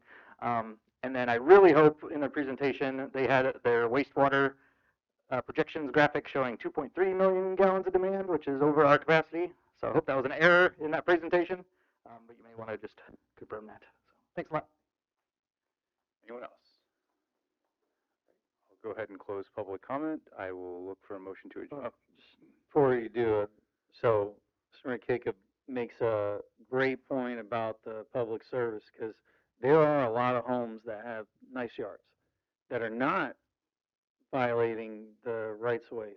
But it would be a great idea to push out a lot of PSAs and stuff like that going, look, if you planted stuff in the right of way on purpose to block cars, just so you know in the future at some point the city's probably going to come take it out or some version of that, you know, as just a direct thing. Because I worry, and this is why it needs to be a workshop, is we turn around and say, hey, we're going to gravel your nice yard the first like 10 foot of it or something. That could not go well. That's it gets dicey, yeah. I mean, there's reasons, but the method of action and which properties and all that stuff. But I think a lot of it might be able to get cleaned up with some good, well done PSAs potentially. Anybody else? All right, I'll look for a motion to adjourn. Motion to adjourn. All right, meeting adjourned.